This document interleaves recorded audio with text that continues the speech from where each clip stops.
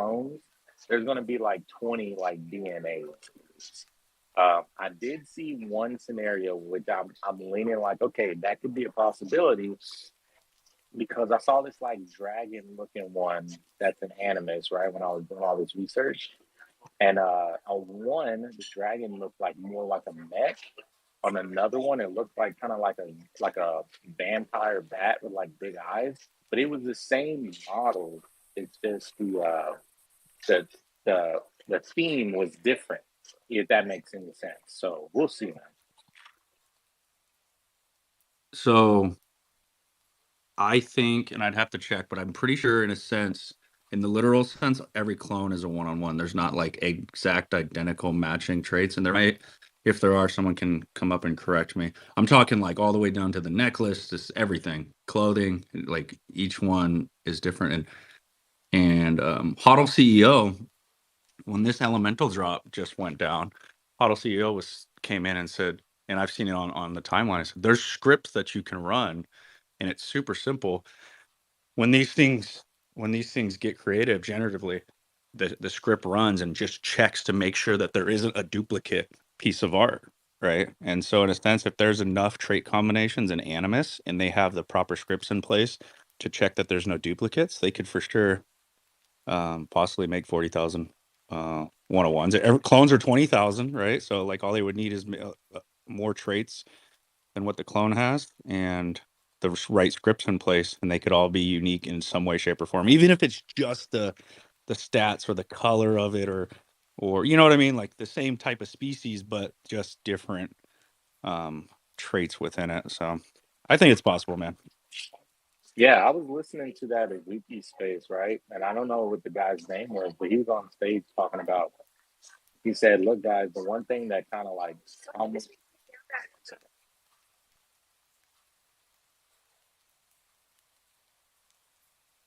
um I saw a post by somebody Oh, sorry. regarding it. No, you're good. And then I talked to HODL CEO about it as well. Yeah, there's scripts that can make sure that things aren't getting duplicated, like identical pieces of art, you know? But yeah, and so he was saying that the one thing that he saw when the whole Azuki thing was going on was that he said that some people were like saying like, "Oh, this is they put zero effort into the art," and he was like, "Dude, we spent months on top of months with this art, right?" And he was really laying it out. And he was like, "If I got to bring receipts, I'll bring receipts."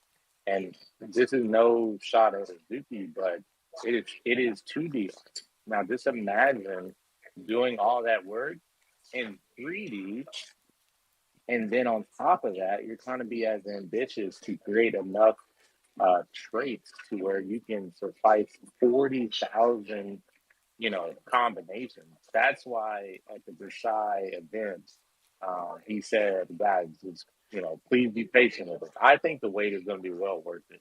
If it takes a year, it takes a year. If it takes a little bit over a year, by the time these things come out, man, it's going to make some waves for sure. But I'll have another thread, and I'll probably compare the two. I'll compare doing one of one or doing straight Pokemon style where I can have a Pikachu compound, you can have a Pikachu, but your Pikachu has like stats that mine doesn't have. I mean, I don't know if we know kind of like what comes after Animus. Is it a game? Is it depending on what's after it, you're kind of leaning one way or another. But for straight collecting purposes, bro, 40 101, that's 40,000.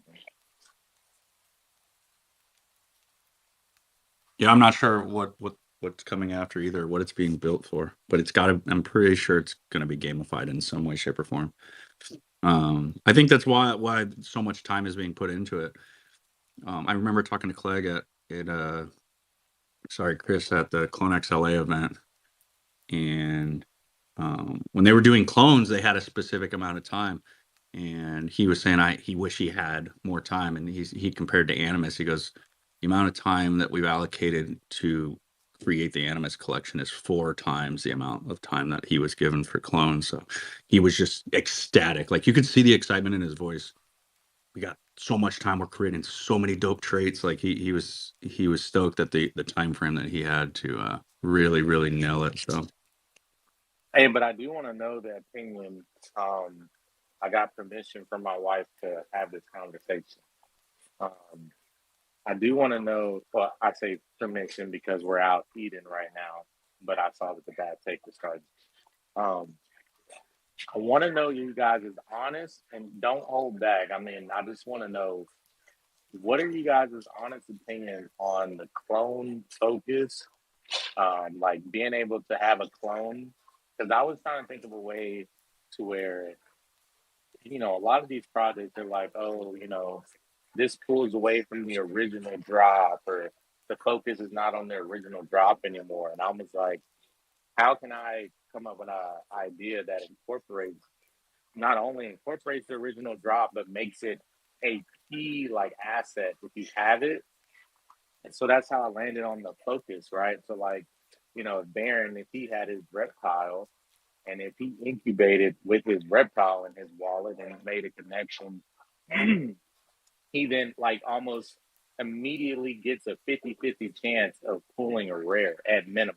Not a super rare, or like an ultra rare trade or something like that, but he immediately goes from you'll have a higher chance of pulling a common to you're at minimum going to pull a rare that most people can't pull because you're focusing in on your reptile, DNA trait. So honestly, what are you guys' opinion on that? Because that was the one that out of the whole thing, I'm hoping we see some form of connection to where as your egg is either incubating or before you incubate or something, there's some type of interaction with your clone, right? If it's what I speculated or if they come out with some other amazing idea that's even better, I would love to see something with clones and eggs. I think that is needed. But yeah. Um, we have yet. Okay, so there's been so far. Basically, your question is like, what do we think? Like trait-based rewards, right? Like your rarer DNAs, your rarer traits, that kind of stuff. Or do we want those to be able to be taken into account with animals? In a sense, is Yes. what I'm gathering. We have the only thing that so far that we've seen where your traits matter and actually give you a leg up has been all of the season one minted NFTs and the wearables, and then also obviously Air Force Ones as well. Um, Monoliths were not based on anything in the clone; they were random. But season one was after that, and they allowed you had rare DNAs. You got to mint rarer stuff. It just ended up working that way, and fetched a higher price. So I think it's good, man. Reward the people that have either paid the big bucks for the rarer traits, the Murakamis, the reptiles, the undeads, those alien guys that we never get to talk to, but they love that. Like, there's like 30 of the people in the whole collection. Um, yeah, man, I think it's fine. Reward them. They've held this long or not, but I like how you broke it down. It wasn't like a guaranteed gonna get a crazy Yes. rare animus. Your chances are just significantly higher if you have It, a yeah. it, exactly. And so here's the thinking behind that. I absolutely hate guarantees. I think guarantees are the cheapest way to just make your holders happy. We'll guarantee you get this. Like, no, like have them still be a part of the suspense of, ooh, will I get it? Will I get something good? And if he does get something good, like there's five different ones that he can get. And so I really did want it to still be a significant boost, but something that's not still guaranteed, but as high or as close to we could get to high value is what I'm basically trying to say. Because in my example, someone could just buy an egg, have no clones, have no uh, ships, and they can just buy an egg because it's hype. They see it on their timeline. They go to the artifact website to open it up, and they wait like a couple of days or whatever, and they open it up, and it ends up being a super rare, right? And as you notice, like nobody, not even a clone or anybody, other than just getting higher possibility because the incubators are I couldn't go into the detail with the threads, but the incubators are it's basically better, right? The free one that you get is kind of like it's all right, it gets the job done, but the ones on the ship they're highly sophisticated. They're ones that are they make sure the optimum conditions for the eggs, but I had to cut all that stuff out of the thread because that was more like the book side of things. Like, am I writing lore for this project that's not even out yet, or am I just trying to speculate?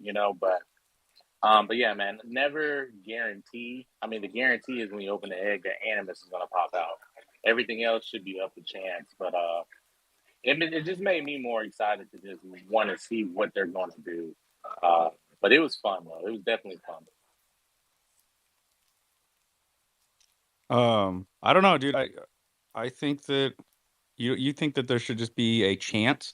I think that it almost should be a guarantee, right? Like if you do the full incubation with your animus, with your clone, and you run the full length and everything, then it can pull a trait from your clone. Maybe the traits are not guaranteed that it's pulling, but it can pull something, or at least pull essence of the DNA. I don't know, bro. This is some crazy speculation, and we have zero information. Um, and the only thing that this does is get my hopes up for some dope, crazy shit. You know what I'm saying, Baron? Sometimes we'd be speculating, like big time speculating, zero info. No, I'm just playing. Mm-hmm. What you thinking, baby, Ron? I don't know, man. They haven't told us shit, so I'm just making up stuff. You know what I mean? Making up what I want it to be. Of course, I want it to be clone. I mean, I think that the first rip on these things is going to be random, man. I don't. And then maybe there's some sort of evolution function to them where you can plug them in and incubate them and make them look like you want them to look after they're born. And, maybe you don't like the way they look. Then you can choose to incubate them. But I don't think that because I have a reptile in my wallet, it's going to change the impact. It's going to impact the reveal of the animus. I think the animus are all going to reveal initially, and then we go to incubation. I know it sounds like you'd incubate the egg before it hatched, but I don't think that's going to be the case. Yeah, and there's different. I was also playing around in my head at different points. I was like, okay, how much of this is gonna cost gas to do? Because I'm thinking of like all these like, and if you choose to, do this, and if you choose to do that, like, if you choose to do this, and if you choose to do that, it'll do this or do that. And then I'm sitting there thinking, I'm like, wait, each one of these interactions is going to cost gas. Because every time something changes on blockchain, you're going to be paying gas. So I was like, okay, let's back off of this. So there's one chance you get to interact with it. And then after that, whatever happens afterwards is just what kind of happens, right? Because if not, then you'll be just paying gas out, crazy. But no, I respect that though, Baron. I mean, it's all speculation, man. But I love it, man. The one thing that I do know is this art. Every time I go back and look at that video, man, I'm just like, am I just tripping? Is people just like blind, or did they forget about anime? It's like, bro, look at this is 3D Pokemon, bro. Like, They'd rather have 2D assets that they're promised 3D for. I mean, it's insane. All these other projects don't have 3D assets, yet they all want to be in games. Doesn't make any sense. We saw how long it took to get us rigged assets for these clones. A long time. It's very tedious. So, yeah, there's a lot. I don't know what the reason is, but it's hard for clones to get the love. But that stuff's shifting, man. That's shifting with the love that we're showing out there to other people. We got to be. This is an immature space, and the more like just high ground we can take, it's just attract the people, man. They want to be here. So we'll see. I mean, I'd love to know that, man. If you could plug your clone into your animus and then you saw that art, how many clones would you be buying? I'd be buying so many, but I can't get burned. I can't be in that position again, man. It was and that's fucking why, man. 18 monoliths and then Kapalooey. Yeah, and that's why, man. That's why I wanted it to be like a your clone draws out. I was getting a little anime with my description, but I was imagining like your clone walks up to the egg, places his hand on there, closes his eyes, and like pulls out the DNA that it, resembles, right? And then my thinking of the like clones that are the animus that, because we know there's going to be animus that resemble DNA because there's a Murakami, right? So at least there's one confirmation. But even with that Murakami, I was really looking at the humans and robots, angels and demons, reptiles and undead and aliens and Murakami. And I was like noticing, like, okay, you know, instead of it just being like, oh, you're a reptile, you'll just get, every single time you get a reptile, it's like, no, you can get a reptile or an undead, or the lowest chance you'll get the reptile undead. And then I started like looking up like examples of like there's like cool like undead dragons, like Game of Thrones type of stuff, like, and I was just noticing the like, combinations between the two and the rarities. So, humans and robots, that's like cyborgs, right? Angels and demons, they're, the exact opposite of each other, but there are, seraphim and all kinds of different mythology type stuff that are angelic in nature, but, evil intention. And then Murakami is crazy. Uh, Murakami is crazy artwork, and that crazy artwork is just like an alien who, is just crazy out there. So there's really cool combinations of the two. So that's why I went with the like, okay, we're gonna put these two together, kind of mix all these paints together. And I don't know, you come out with some crazy combinations. Another reason why Animus is gonna be amazing. So yeah.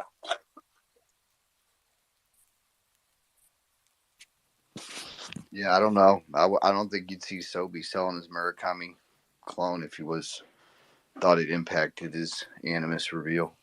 Just coming out and saying it straight off the top. So I'm frustrated. I'm gonna keep pushing for info on Animus, and if they can't give us because of Nike, then say that, But we can't be. It's so fun to conspirize, but dude, that got us into crazy shit. And we're talking about real money here, and people, they, I know they're selling high end products, but I'm not sure everybody here's buying high end shit every day in their life, and so this is money matters. I don't care how much you have. I'm sick of it, and I It want to goes see clarity. it goes deeper than just Nike.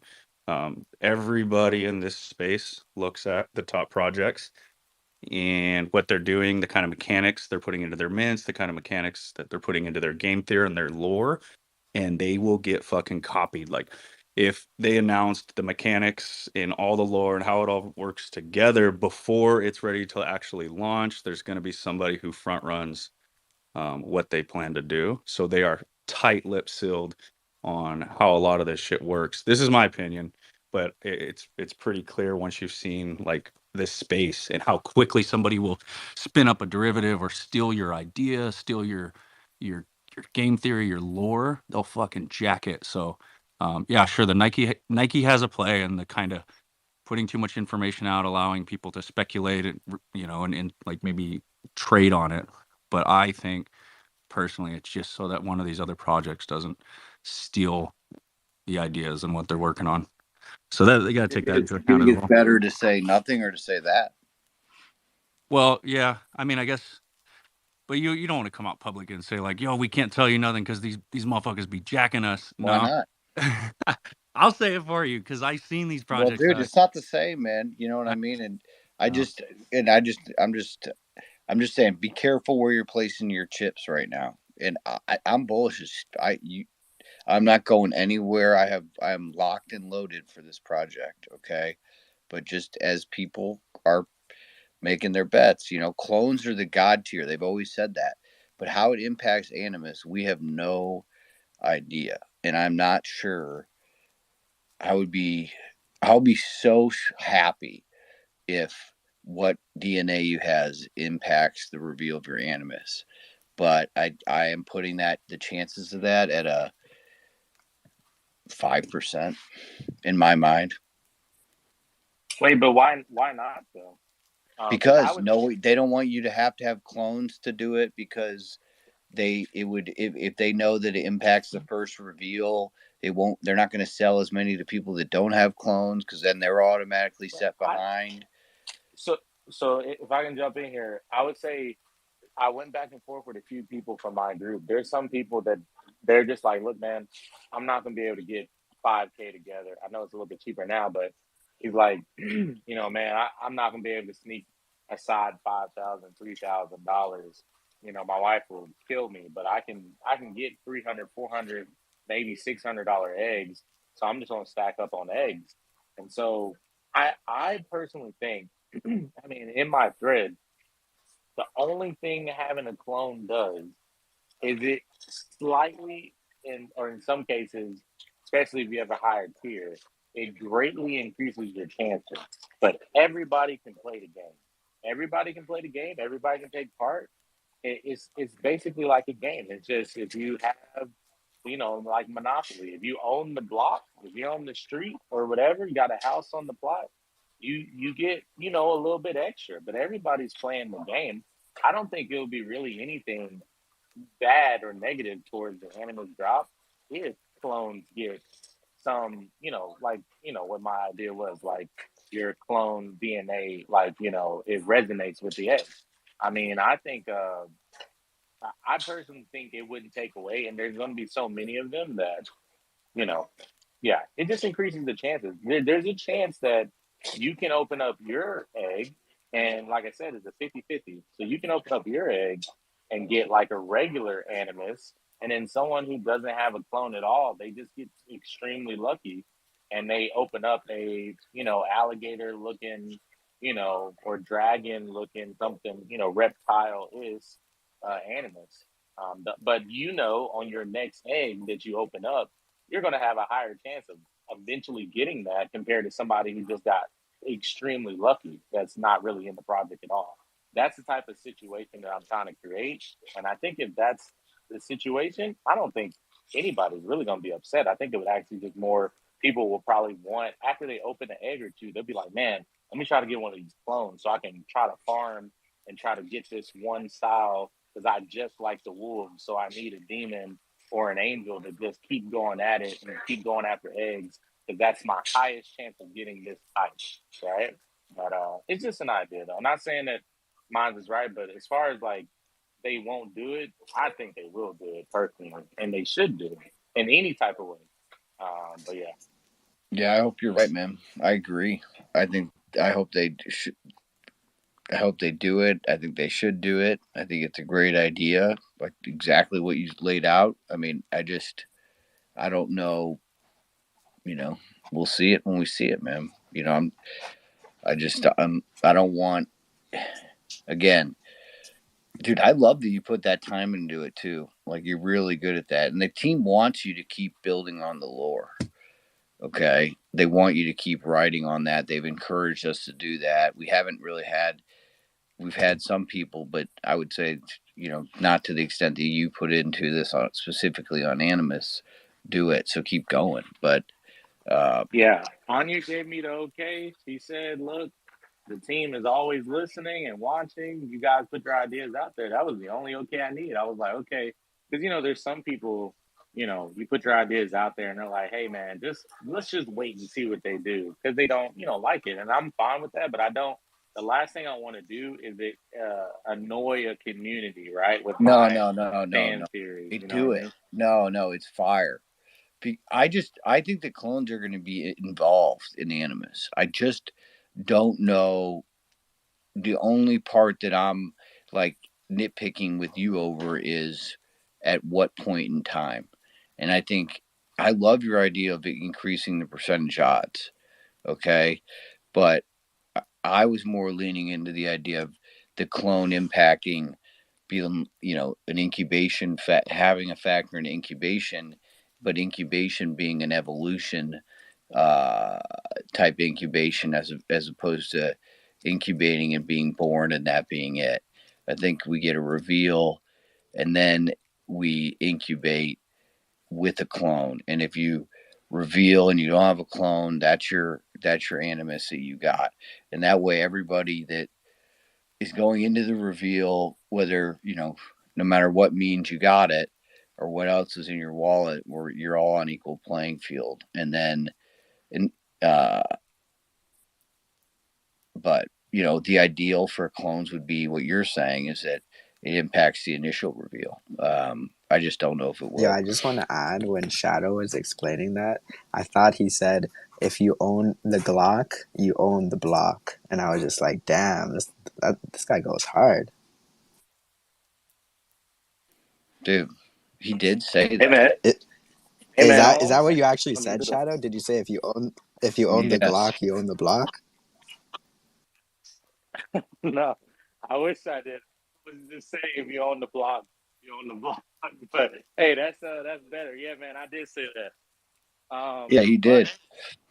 I mean, look, man, think about it like this, because I was wondering how many people would like read through it, and I'm glad to see that a lot of people actually did. But there's one part that I think a lot of people that were DMing me and stuff kind of read over, and that was the Murakami and aliens. No matter uh, if you don't have a Murakami or an alien, um, it's going to be extremely hard still if you land on that rare to where you do get a DNA related animus. You're still not going to have a high chance of getting a Murakami or an alien. But if you do have a Murakami or alien, look, in my opinion, when I was coming up with this, I was like, these people have spent hundreds of thousands of dollars. They deserve this shit to have a 50-50 chance of getting the coolest, most scarce, animus out there. And it is what it is. They own the block, they own the block. They paid the tax and they own the house, bro. I don't think it's good. Dude, I'm telling you, I wish it was that way. I freaking pray for it, right? Because I'm not sure it's happening that way. I It's think great that it was not. But. I think that they will have impact. The DNAs have, in my opinion, right, speculatively speaking, the DNAs will have impact on the type of animus that you get, and the space pod that you own will speed up the process of incubation. So, because that just makes sense to me, right? Like, I guess sort of what Shadow was saying, like the DNA that you have, if you own a Glock, you own a block. I'm gonna go ahead and speak it for you, Shadow. But yeah, I think it's the same type of situation. If you got a Murakami DNA and a Lux pod, you gotta you will hatch your egg faster, and it will be in a better position to be more exquisite, I guess. Because then Harlan himself said that, right? Like he hinted at something like that, right? With the Yeah. word in his creators chat, or Yeah. creators spaces. So it makes sense for me for it to do that. Like an excellent job on that thread, Shadow, for real, man. Like Baron said, we need more people putting these ideas out because they are listening and taking notes, and it makes sense. And here comes you out of the shadows, no pun intended, and killing it, bro. Like I love your ideas. I love the information that you drop. I love the way you set the thread up. Like keep that coming, man. We had a whale, but now we got a shadow, baby. Yeah, Hey, dude. look, and I'm gonna say this, Compound man. Thank you a lot, because I had a totally different. I did, work on actual, compiling all of my ideas into a thread, but it wasn't until you said, "Hey, Shadow, just make sure they're not like text wall blocks." Because what those things were about to be is they were about to be just a huge text wall of just info dump. Because someone like me, I mean, I love those things. I'm like, all right, sweet. We got a lot here, right? Just give me the full paragraph, no spaces, just let me go in. But then when you said that, I was like, oh shit, I gotta like think like bigger. Like it needs to be spaced out in a way to where it's spaced out at the right points. And then I watched the video on it was now when I say this, I don't mean any disrespect to anybody. I just want to be completely honest. So there's a video on like YouTube that talks about how to get kids more involved and more engaged and wanting to read, and it talks about how, with certain kids having ADHD, things like that, it's hard to stay focused with like just huge books.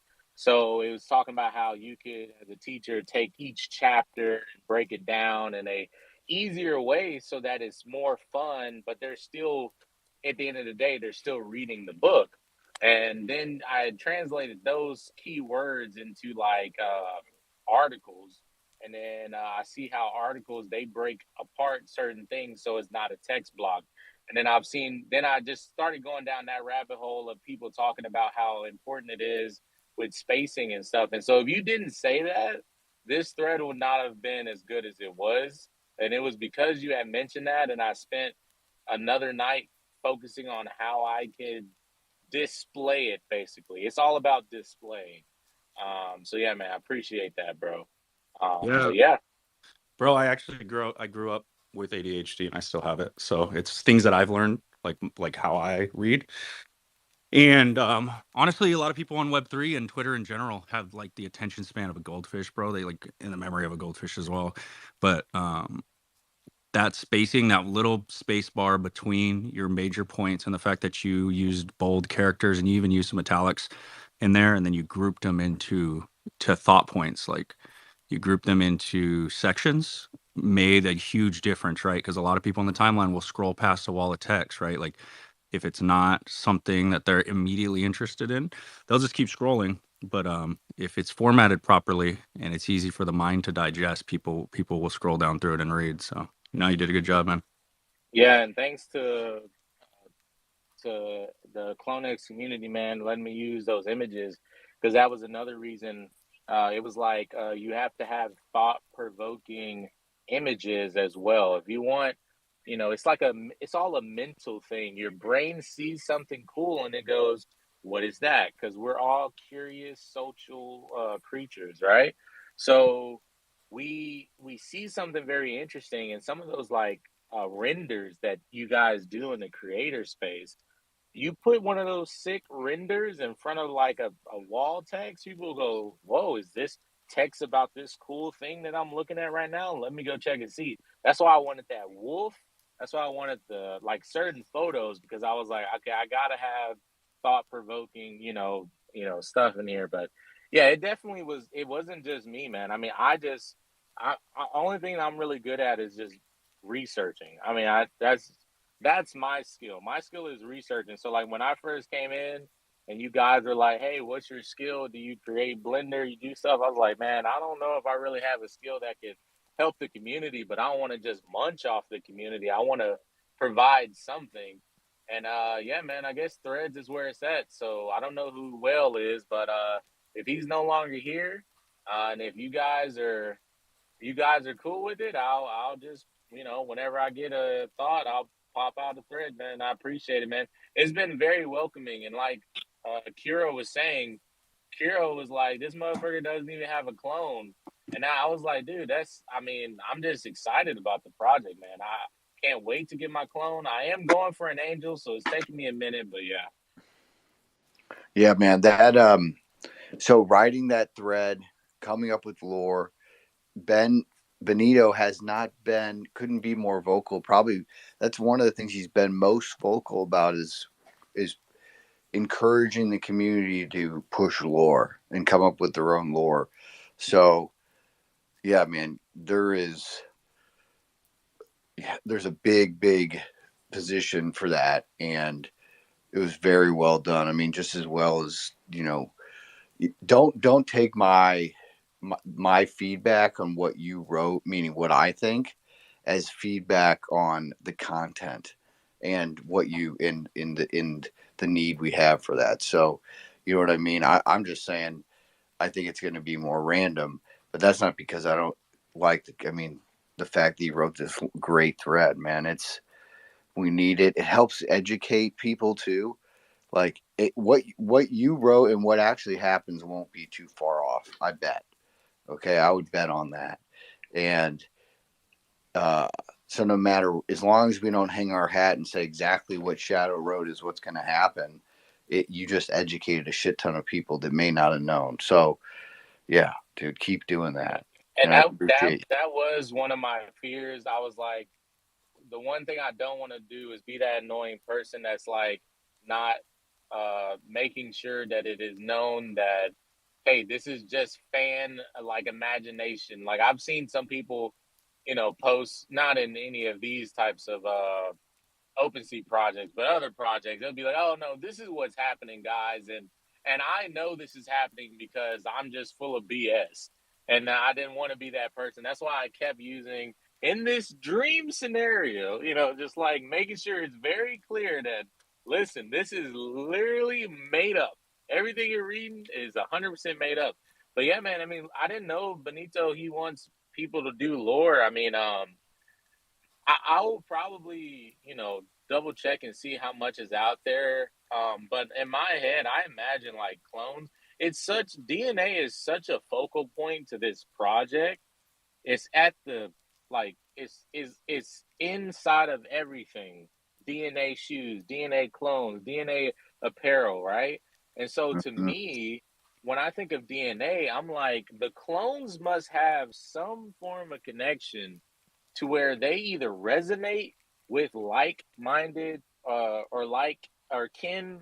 They must have some form of kinship to this DNA. And does that DNA come with you know some form of, I don't know, powers? Or can reptiles, like, they're a part reptilian, do they take on traits? Do angels and demons take on traits? They got wings and halo. Like, I don't know how deep it goes, but I'll definitely play around with some thought provoking stuff, man. I mean, but DNA is definitely at the forefront for sure. Have you seen the map, the space map of all the different planets and stuff? For like flying through space, and uh Believe it or not, I have not seen a map. yeah, I man, don't know that about what would you're be talking about. fire for you to see. Because like I think that at some point it's also like the speed could give us the ability to like travel to other planets. Maybe we can mate with some clones on those other planets. I don't know, but find like essences on those planets that we don't have on our own.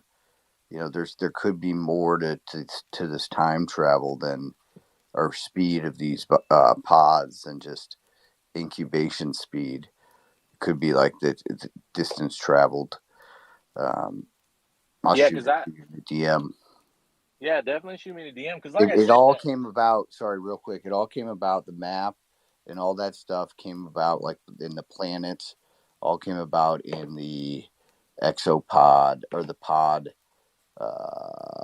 burn is what it was called. I can't remember what time frame that was, but go ahead. but no, January. I was. Oh, what's up? The time frame was January. It happened at the end of January. Oh, okay. But no, yeah, I was gonna say, yeah, definitely send me that DM, and I'm still, the thing is, I'm still learning, and that's why I was, the last town hall, I was like, hey, just making sure y'all are condensing all of the available story beats to, a website or something, because then that allows people like myself to really, kind of go crazy with all the different, speculations for sure. But what I wanted to say is, like, I did think about it, and I really do hope that, we know Animus, they're working on like an anime, which I think is really cool. Um, and a lot of projects are doing like game. It's always like one of three things: you're either doing gaming, you're doing apparel, like physical type of things, or you're doing like animation type of stuff. Uh, if they ever do go down some form of story beat path, rather if it be a comic book or a anime, or whatever ends up happening in the future, with Animus story wise, I think it would be really cool to have just individual kind of like just characteristics, right? Like the one, some of them are easy, like undead. They're undead, right? They can't die. It's impossible for them to die. Reptiles, beast like, Murakami would be a very interesting one. Alien, I don't know. kind of what it would be with the aliens. Maybe it's their tech that they have or something. Robots, I'm just thinking mainly just like cyborg type of stuff. But the interesting one is I was like, the only one that you can really do with humans, and I want them to have something really cool. And from one of the videos that I watched, it's like the main like mascot person. She like basically it seems to me like she was establishing the launch of the pods and doing all this like really techie stuff. And I was like, what if humans have like super high intellect? Like, you know what I mean? Like I'm talking about like Rick Sanchez level intellect. That would be something really cool to play around with.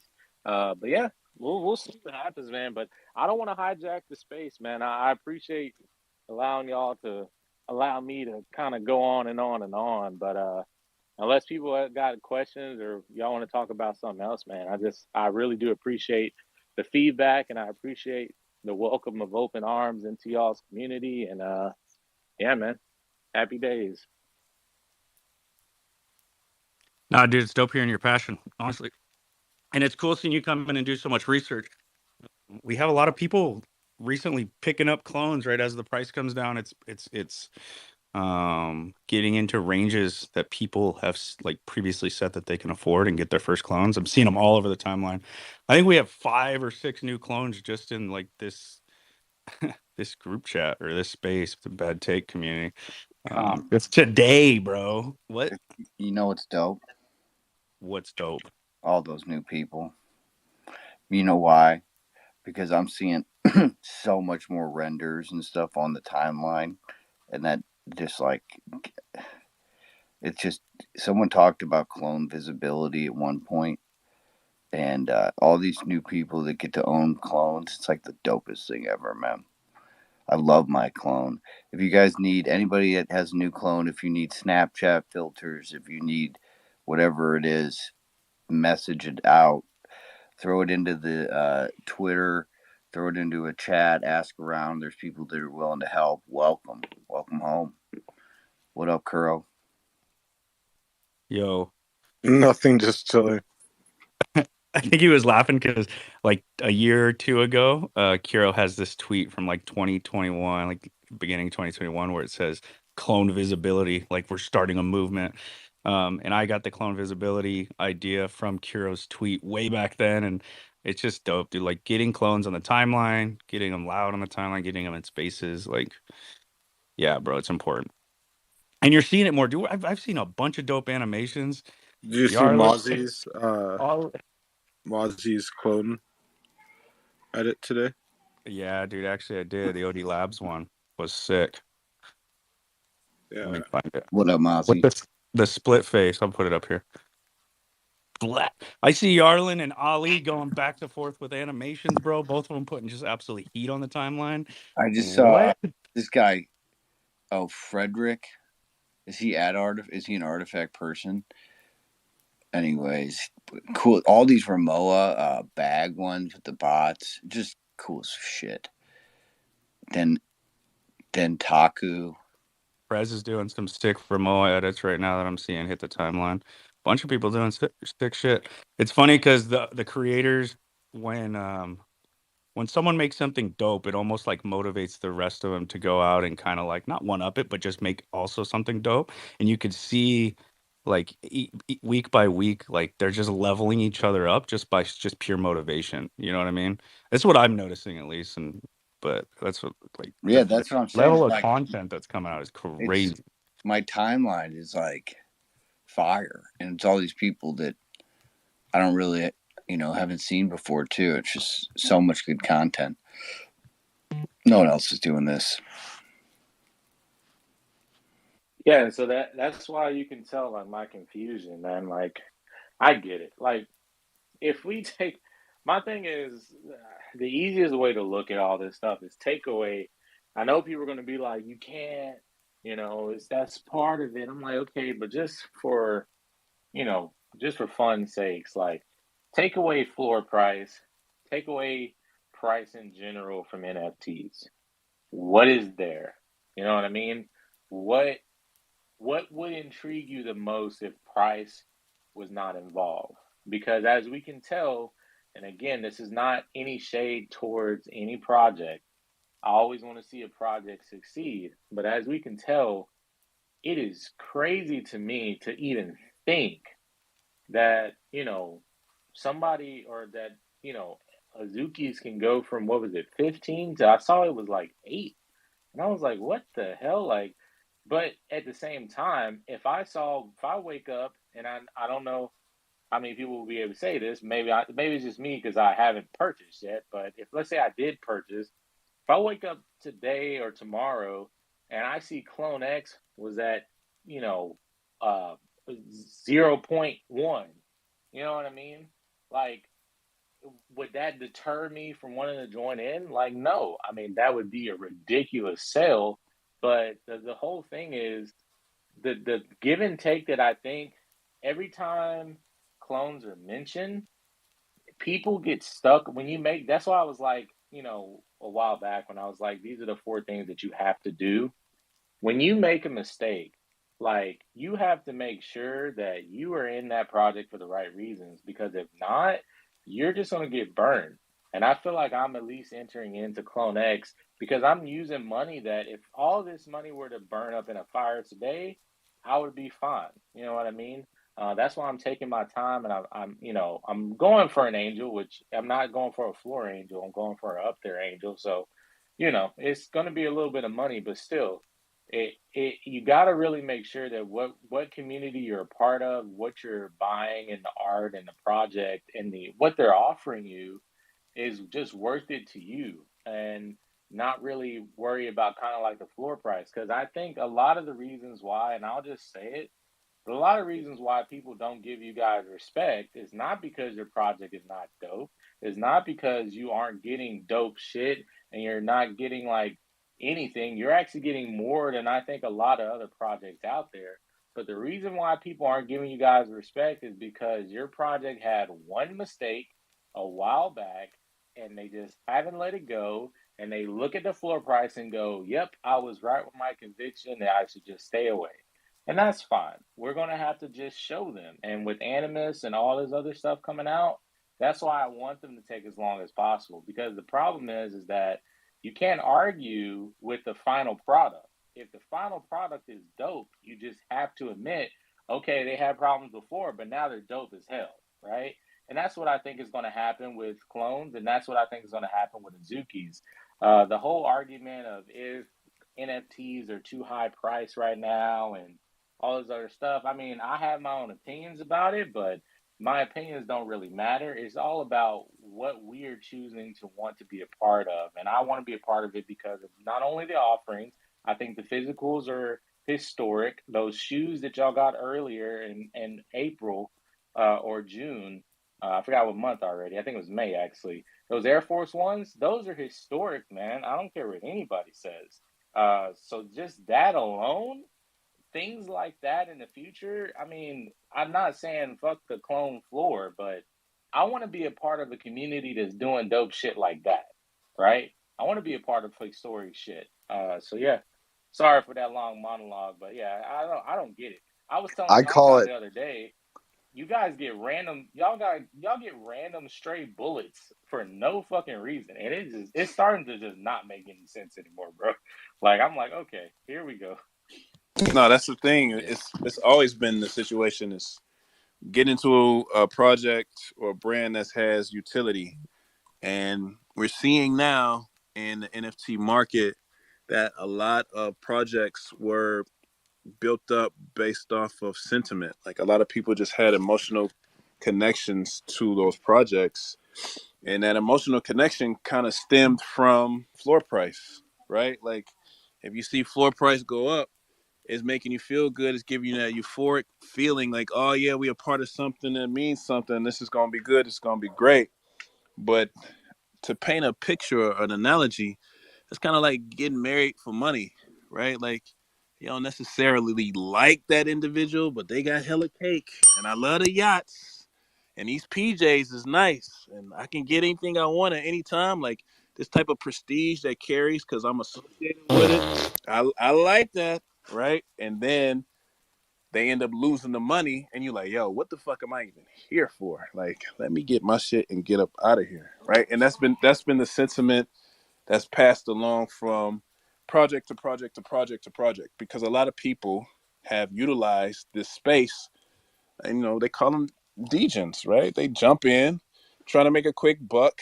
They're not really down for the project. They just like the project is doing something and it's making the price go up, the floor go up. So we get to the point of NFTs and this cycle where we were with DeFi Summer, right? And Comp, I know you can speak to this even more than I can, right? But every coin was shooting up. It was like, oh shit, motherfuckers is making six figures quickly off of a flip, off of bullshit.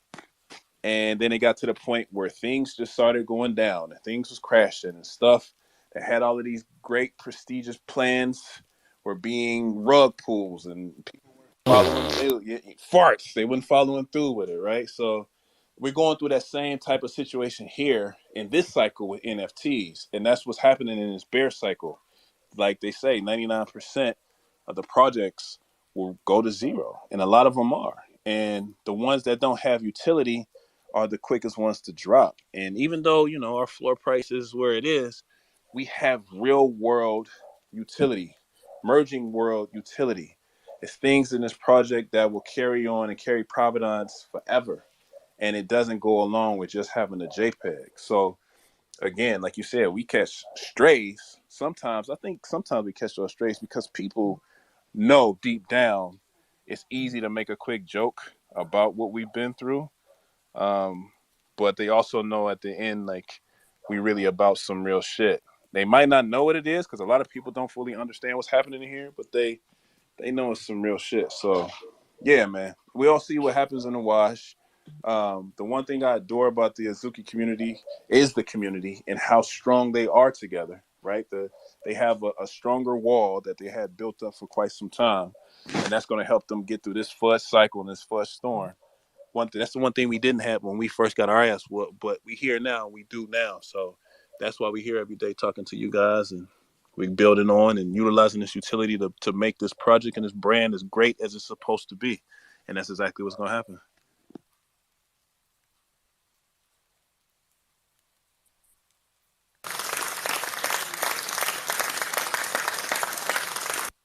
Dude, I thought sorry about the fart. Bro. I thought I was hitting like a windy sound, like shh. And then it was my bad. I was like, who's on the soundboard right now? That's the wrong button. Kira, what's good, bro? No, I was gonna say, conviction is always rewarded. I could have sold my shit long time ago, but like obviously I de-risk the other stuff, the side quests, and like I don't know. I'm seeing some absolute grails go for fucking free, like the alien that was sold about fucking 8 hours ago. She has like the Dragon Ball scanner and like the Bulma haircut, the schoolgirl outfit. That's like a very fire clone, and it went for 20 ETH. Like someone weathed it. Like that's those are the times that we're living in right now. People are weaving grails, like ab fucking grails.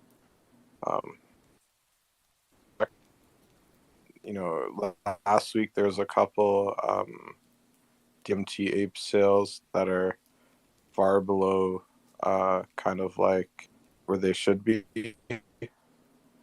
And my internet is about to disconnect again. And Damn. And there he goes. But no, man, No, that's conviction right there, though, man. he knows. How do you watch your internet? bro, I'm never selling. The only way they can get rid of me is by changing the metadata of the token. And that's still not going to get rid of me because I have the 3D files and I have the JPEGs. And I own the token, so I'm not going anywhere. When you sell clones, You know, I've been doing this shit for like a year, and I have other way better shit I could be doing. But I'd rather just do this because they fucking hate to see it. They just absolutely hate to see it. Yeah, my Yeah, wife said the other day. Oh, go ahead, Vaughn. Sorry. No, I was just gonna say one thing I really respect about Kuro is his conviction. It's like it's very, very strong, and I respect that shit. Yeah, my wife was saying the other day because I've had off and on hobbies, but I've never looked at my crypto journey because, like I said, this is my second bear market, and then we'll be going into my third bull market. So I've been around crypto for a minute, right? And I never saw crypto as like a hobby. But my wife, he was talking about it and she was talking about, new things and stuff she wanted to get into. And I was like, man, I might try to look into some stuff. And she's like, you sure? You got a lot of hobbies already. And she was like, you got your crypto stuff, you got your NFT people and stuff like that. And I was like, yeah, I guess all of that technically is a hobby, man. Like, this is that's kind of how I view my stuff, and I treat it as a hobby. I spend money as if it's a hobby. Still be careful out there, but I want to I want to get to that point where, like Kiro, man, where I just have that unwavering conviction. I can't say that I have that yet because I don't have anything except for I do have, I had one egg, but I was unaware that there was more eggs coming. So I made the decision to wait and I will come back to that. But I still have my two crypto dunks, my robot, and my angel DNA. So I still got those DNAs because when y'all were doing the Air Forces, uh, I unfortunately missed out on that boat.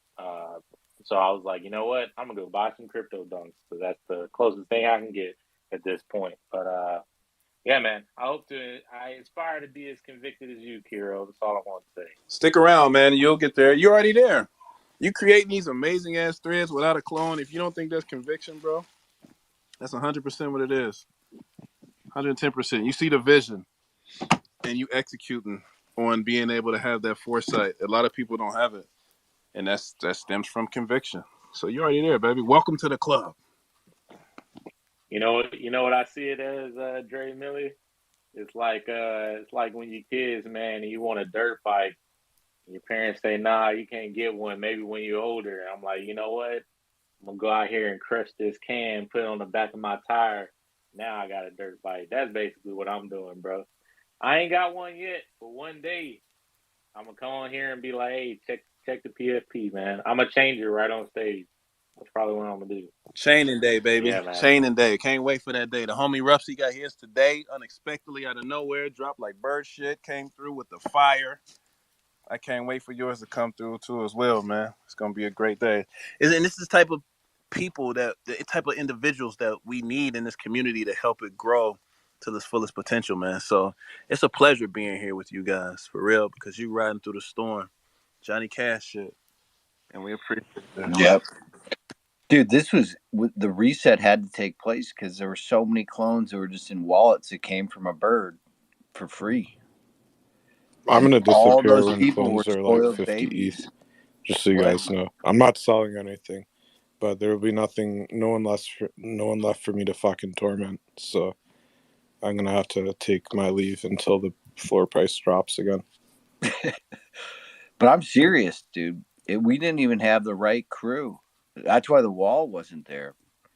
So, I mean, this thing is getting just strong. The cement is good.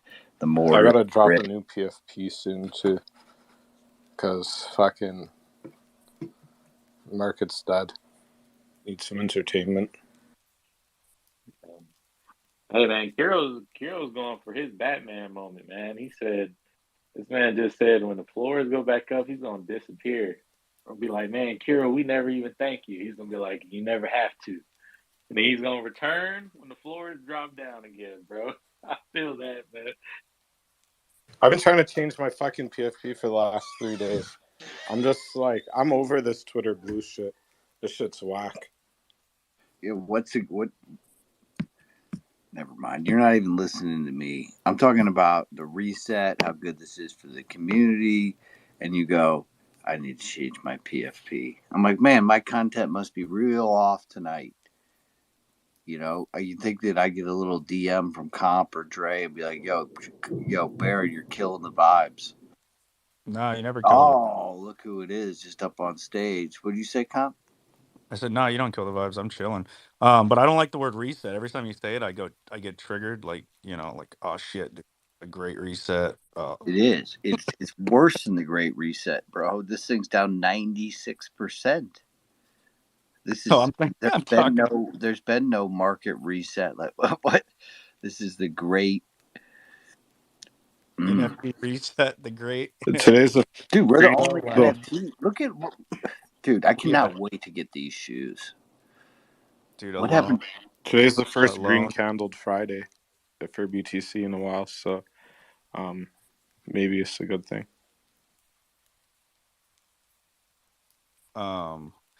Alone in memory and subscribe. Just started the conspiracy theory chat for people who want to talk outside of bad take about conspiracy theories. And every time you say the Great Reset, I'm just having PTSD of just like the shit that I've read in that chat already. But the NFT reset, yeah, that makes sense. Oh yeah, NFTs is definitely gonna go through a big reset. We're going through the Bitcoin thing, man. Like I'm surprised people don't compare the correlation, right? So Bitcoin, I wasn't there, but I heavily watched it. And there's a lot of live streams about people. Bitcoin happened, and shit pumped. Everybody was like, "We're never fucking going down, bro. Let's go." Right? Like that was the mentality. And then the shit went down. And it didn't just go down, the shit tanked like 98%. And people were like, God damn it, man. I should have never, like, you know what I mean? Like, there was still some people that were like, oh, well, this is the bottom. No, this is the bottom. No, this is the bottom, right? And we're doing the exact same shit with NFTs, man. We had the biggest what is the word? Starts with a P. I don't care. I'm not gonna use fancy words. Percolator. We had the biggest, yeah, that word.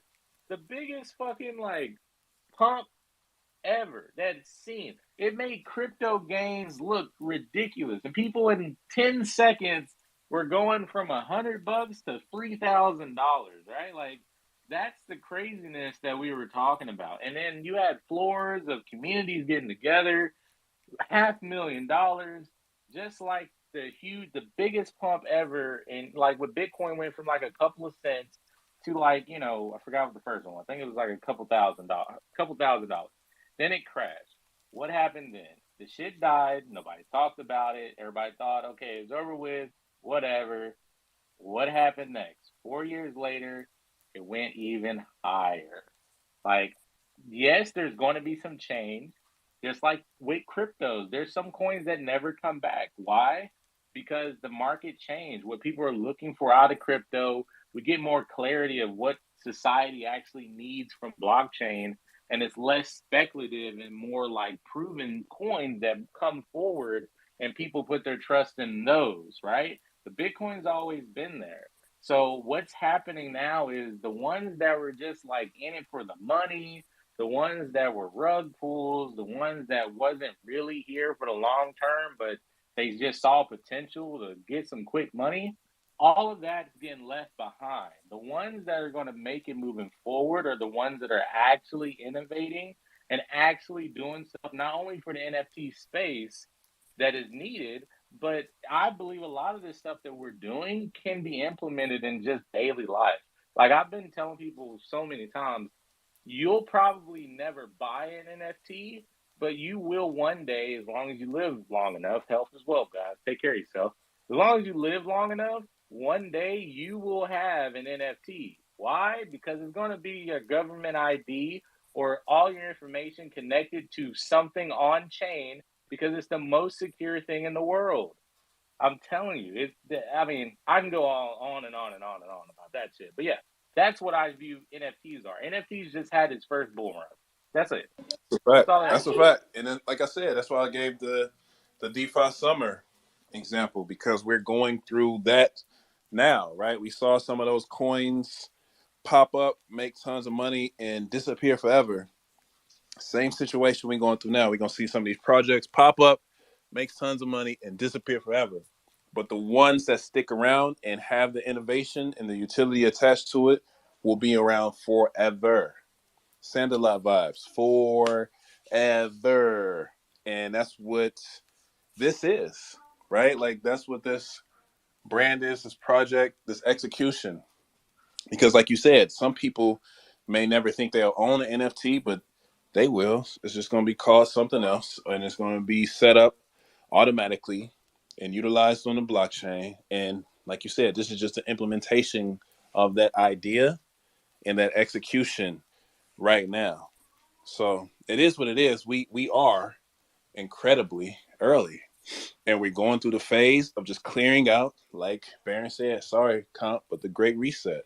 For real. The ones that don't have any utility and, they jumped in and were just utilizing the white hot space of keeping it cracking and everybody making it a big party, and those parties end.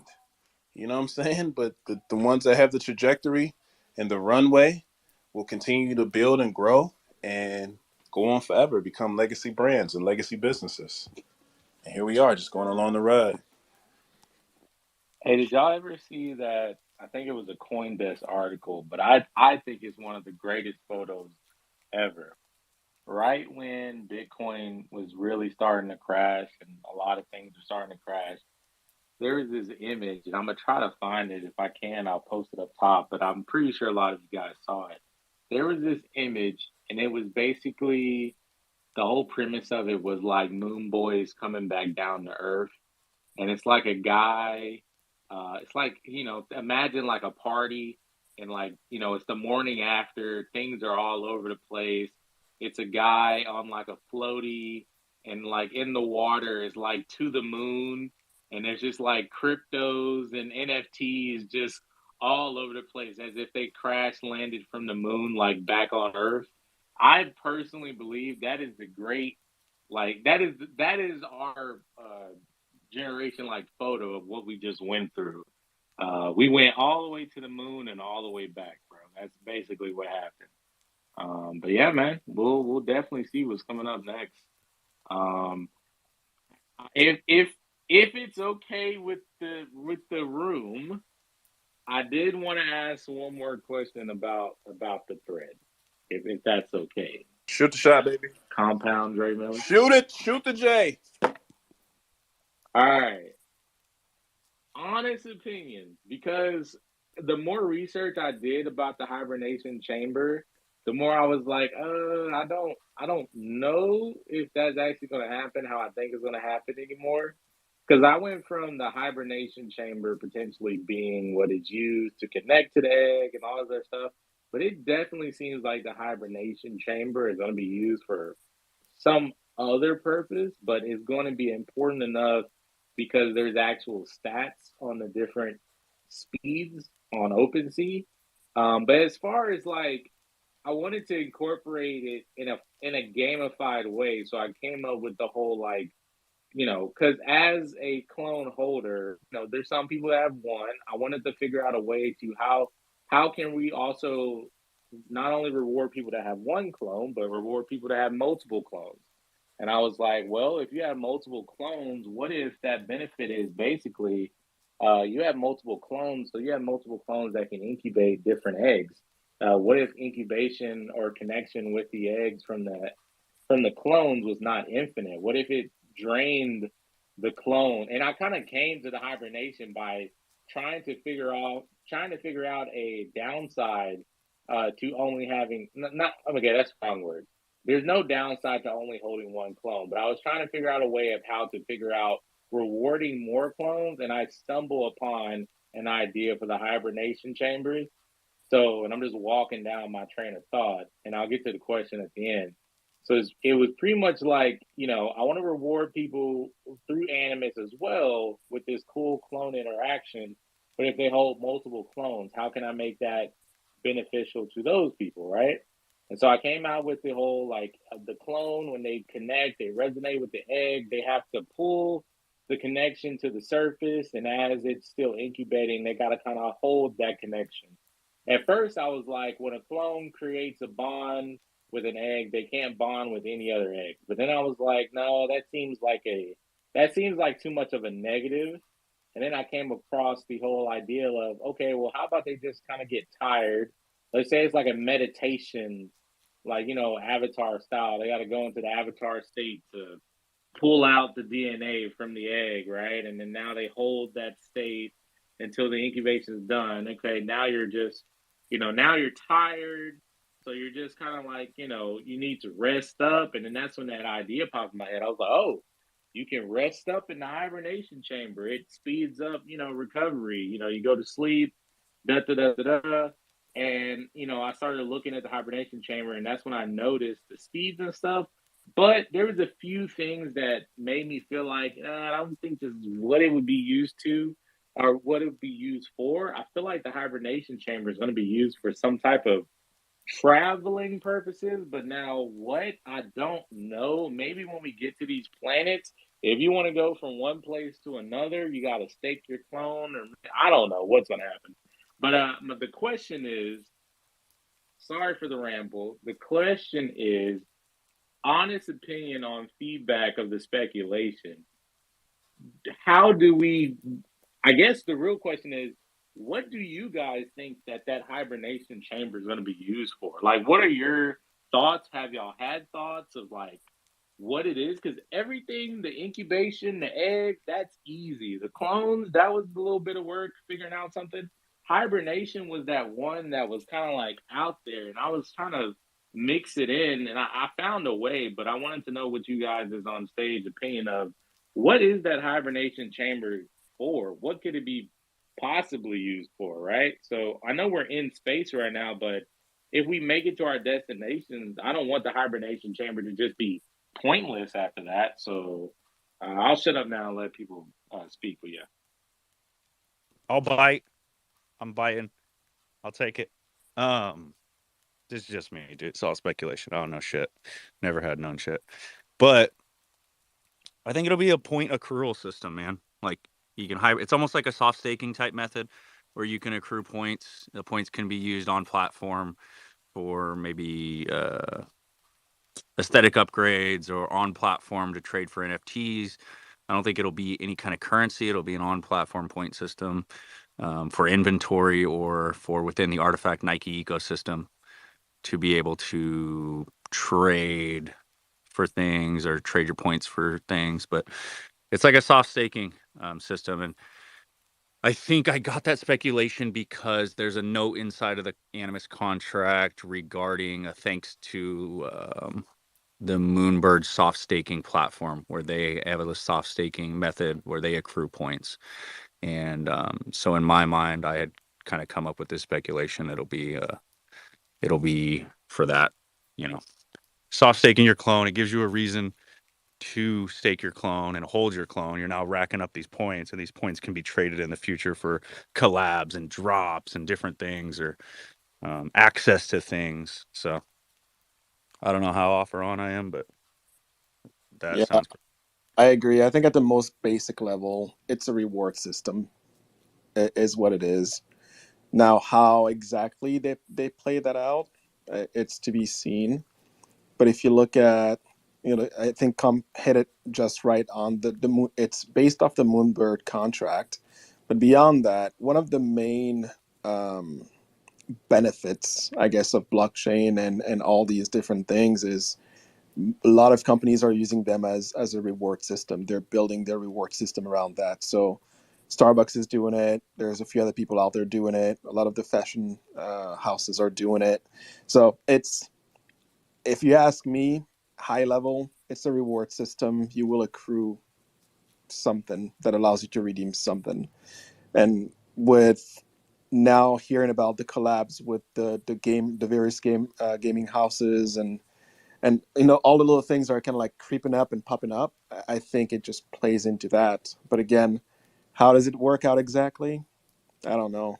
But it's also one way to encourage people to hold on to their clones, right? It's like and get some kickback in one way, shape, or form. Now, to be clear, it was clearly stated that there is no token, right? So, like I feel like every time we talk about rewards, we have to go back to that, because people, for a while there were thinking about the drip token, and the founders came out and said that is not a thing. So, at least for now. So, I think it's just going to be within the artifact ecosystem, including Nike, some level of reward. Yeah, I didn't even think about that. I mean, I didn't know most of that what you guys were saying. But yeah, that's the one that for me is like we just I guess just need more information because it's like it's a chamber. We know what a hibernation chamber does, but what do you get for doing that? Like, we see all these really cool edits and renders, the clones out and about, getting Rimowa bags and walking around with Animus and things like that from these cool videos. But like you put your clone in a chamber, and they go to sleep, then what's the purpose of that? But yeah, man, I don't know when these story beats or when the next lore and stuff. I've been seeing I forgot what his name is, but he keeps posting emojis. What is that emoji stuff about? Is that Oh, does that mean Zapsio. something or It probably does mean yeah? something, but we'll find out. And I'm gonna guess that it's not gonna be too far down the line that we do find out. There seems to always be a little bit of a pattern when our founders get a little bit more active. Something usually around I've noticed the corner. I've noticed I've noticed most of his emojis are like dragon looking. Yeah, Is there anything dragon yeah, related? Fafnir from the Egg Quest. So Fafnir is a dragon within that quest. So again, speculating, maybe not, maybe yes, maybe no, but I think it all ties back to we just wrapped up today, finally, Rimowa, right? Like that claim period is done, so they put a bow on it, and now we can move on to what's next. So I would say So this dragon has something to do with Animus, is what you were just with saying? Animus, yeah. Oh, that's just great. So again, don't. I just put This is me a taking a piece of information that I know of, connecting it with like another piece of information, and drawing that bridge off of literally an emoji on internet, right? So take it for what it is. it, You know what? there was Shadow, a moment. There was great. a moment. What's up? Shadow says, "Oh, great," because you just told us like 10 minutes sold your Animus egg or something, right? Yeah, I did. I sold my. I didn't sell it 2 minutes ago. I sold it at the very beginning. I was like, oh, let me buy a crypto dunk and let me buy an Animus egg. Right. This is before all this research I just got done doing. Right. And before I made the idea of I'm just going to put all funds into just getting an angel clone. And so I don't know what it was, but I think I was watching like the price, and I was thinking of maybe buying another egg, and then I was listening to a space or someone told me, "Hey," and I also remember there's a public sale with the Animus drop, and I'm like, "What? Is all the Animus already out?" And they're like, "No, there's more coming." I was like, and this is not to deter anybody that's holding eggs, just speculation. I'm dealing with a very limited amount of money. I'm like, huh. Well, if I have a clone, high chances are I should hopefully maybe be able to get some eggs also on the drop. But this fund, this $800 can help towards my clone. So I sold the egg, and then I ended up making a mistake and buying another monolith X because Nike dot swoosh stuff was going crazy, and I just had FOMO and I wanted to pick up some more sneakers. So I bought another egg after my first box was an Angel DNA. I should have just been happy with that, but no, I had to go for another one, and I got a robot, which is not bad, but I don't know what I was expecting because as soon as I opened it, I was like, oh, I could have bought this and saved myself a couple $100. But now we are on the narrow. We're everything towards the clone. But the reason why I say, oh, great, is because right before I hit submit, I was thinking to myself, I was like, what if I post this thread and Animus is around the corner and I don't have any Animus eggs, and I'm posting this thread that I think is good. This is before I knew everybody else would like it. But I was like, if this ends up being a good thread, and then they announce Animus actually soon, I know I've messed with Kaz saying that it's going to come out tomorrow. I said, I might be putting myself in a bind here. Should I post this? And I was like, well, I already said I was, so I just pressed it. But now you're like, oh, yeah, that dragon emoji is probably dealing with Animus. I'm like, God damn it. All right. We'll see Shadow. what happens. Anybody listening, Shadow Tevi, pull up Exodus website right now and just kind of browse through Exodus.artifact. It'll kind of refresh your memory and kind of get you in touch with everything that you're talking about right now. Exodus.artifact.com, I believe it is. Oh, I've been reading. Hold on, let me get to it. What did you say? It was called Exodus.artifact? Yeah, I believe it's Exodus.artifact.com.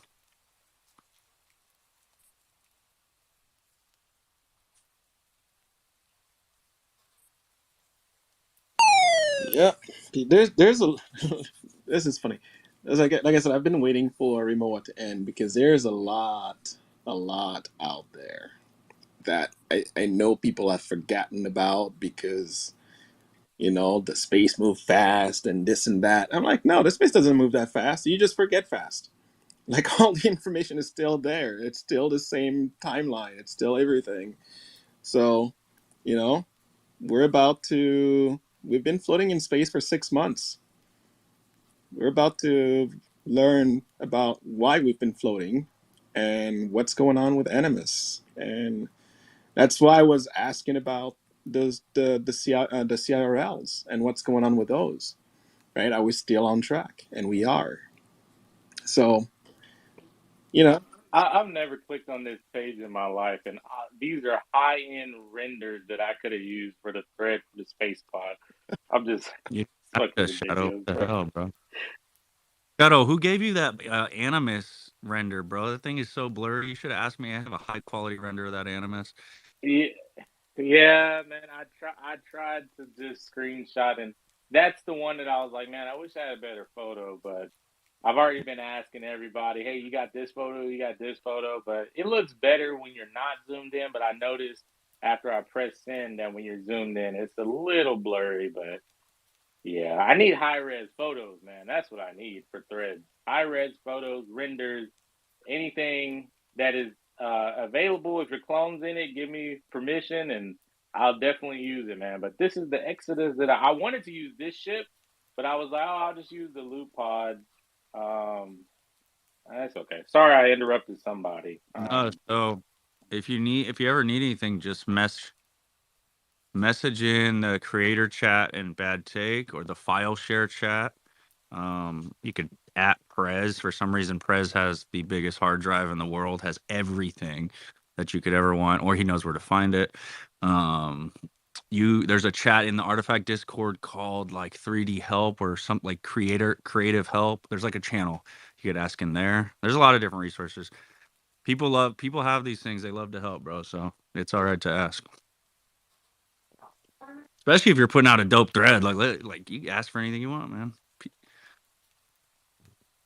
Yeah, I want to. I mean, speculation is fun, but I'm that was making that thread was fun, man. It was interesting, and I won. I'm one of the people, um, maybe it's just old habits or whatever, but I do enjoy helping other people because there was a lot of DMs I got where even though I put it a million times in the thread, they were like, yo, did you get like information on what's going to happen, bro? Like, do I need to get a clone right now? And I was like, one, yes, you should get a clone right now, not financial advice, but you should get a clone. And two, no, all of this is pure just speculation. And they're like, man, if they do something like this, and I'm just like, I'm sitting here like, you see all this shit they got out here just out in the wild, just sitting around, just waiting to fucking just blow up, bro. It's like Artifact placed a bunch of mines around and be like, they walked away like,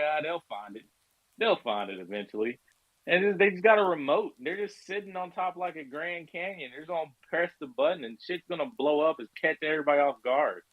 Like the three people don't understand 3D renders, 3D files. That shit is hard. That's why no shade towards any other project.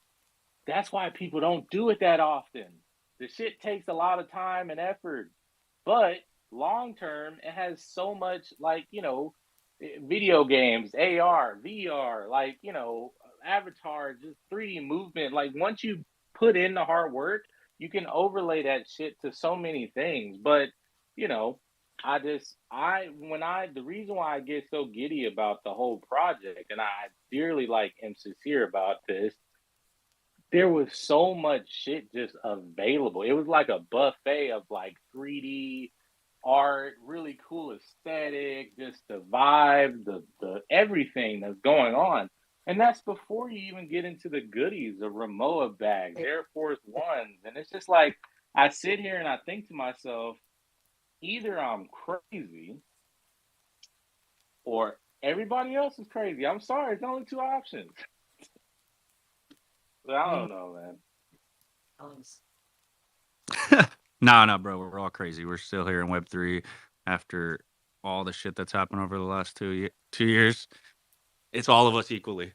There's a bunch of subdomains off the artifact domain, and like Exodus is one that you're finding right now, and creators.artifact.com. But I think I'm gonna make like a little mini list, Yeah. if it isn't already out there, of the subdomains, just so that I could quickly, like, Shadows look and I can quickly throw it to him. Maybe I'll keep it in the Bad Take Discord or something, just so that people can access all the subdomains. Look at the CRL 1 too.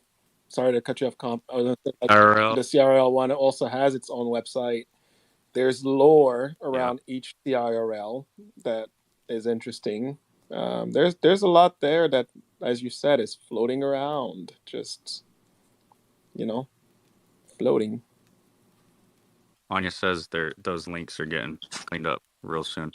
So, but I thought I was looking for tools online to see if, and anybody who knows web design or if this is possible, I was looking for tools online where you can search all subdomains off of a main domain.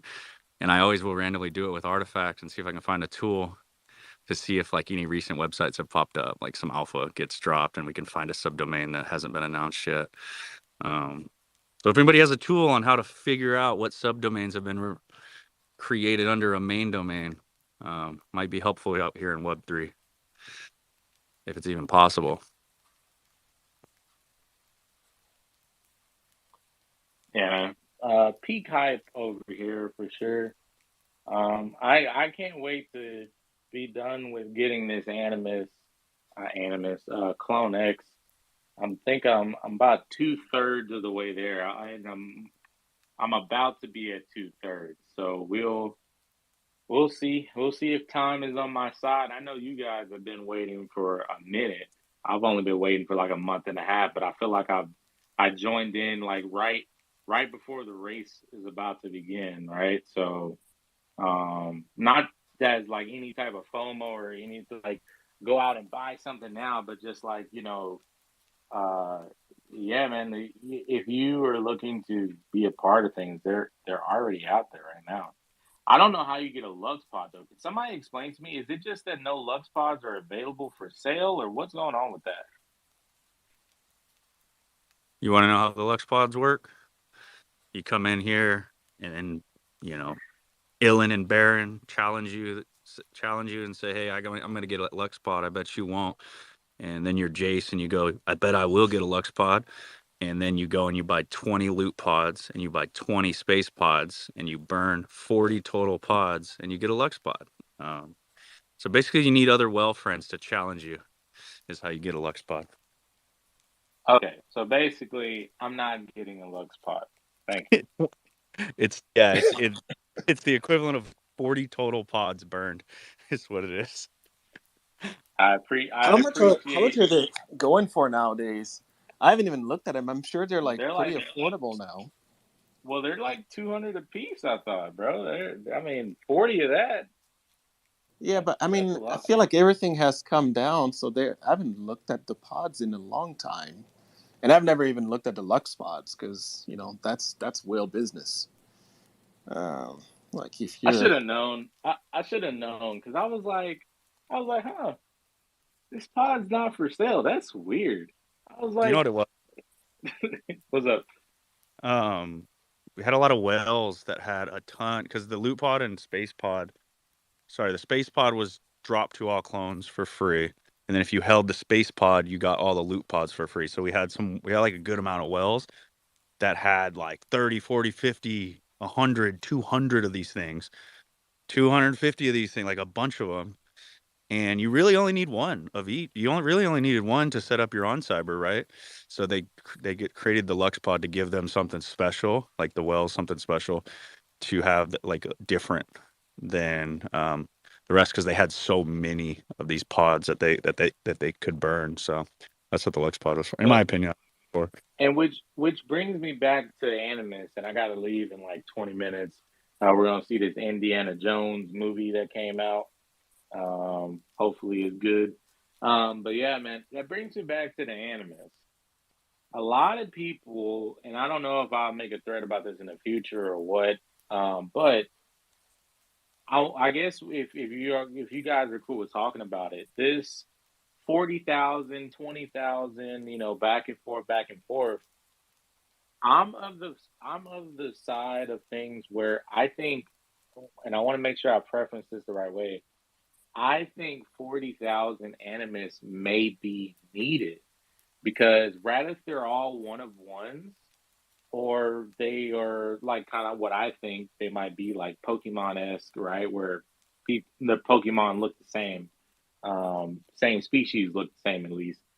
Um, to get to the next level or stage 2 or 3, there's multiple silhouettes people put together showing that, it starts this it's obviously the same Animus, but the third form of it is like a huge, like, deal or dragon or shark or something like that. It's like really big. It starts off like a baby, gets a little bit more mature, and then it's like, its final form.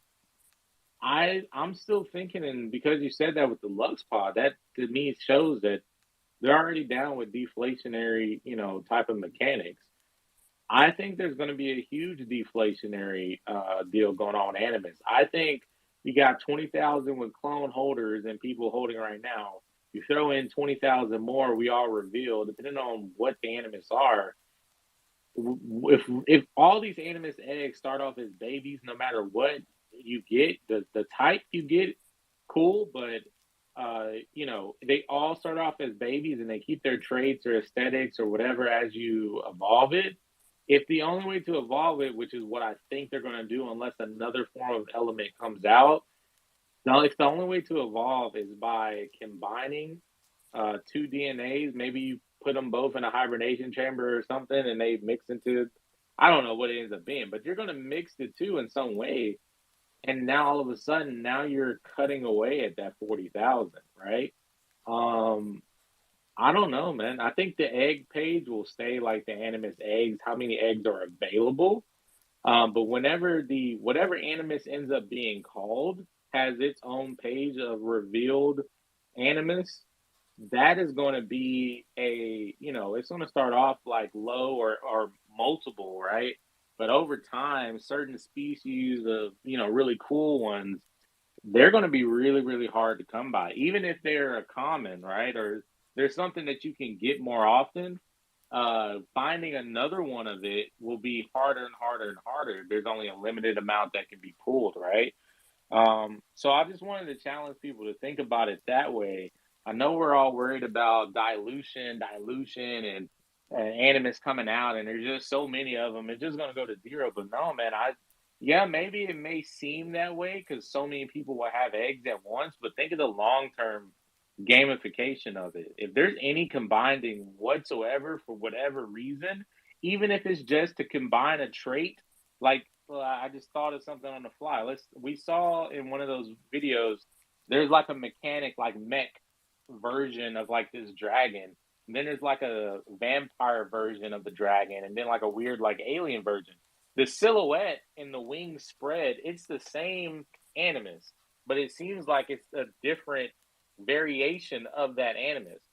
Well, what if I want to take a trait from my Mecha Animus and put it on my Vampire Animus to create a stage 2 Vampire Mecha? That would be a crazy ass combination.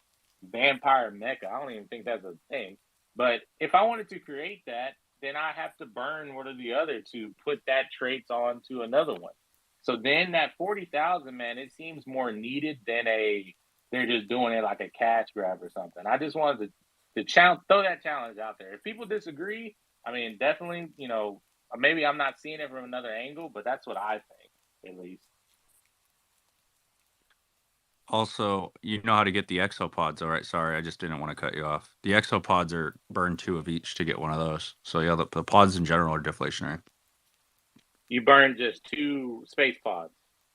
And 2 loot pods. So 4 total.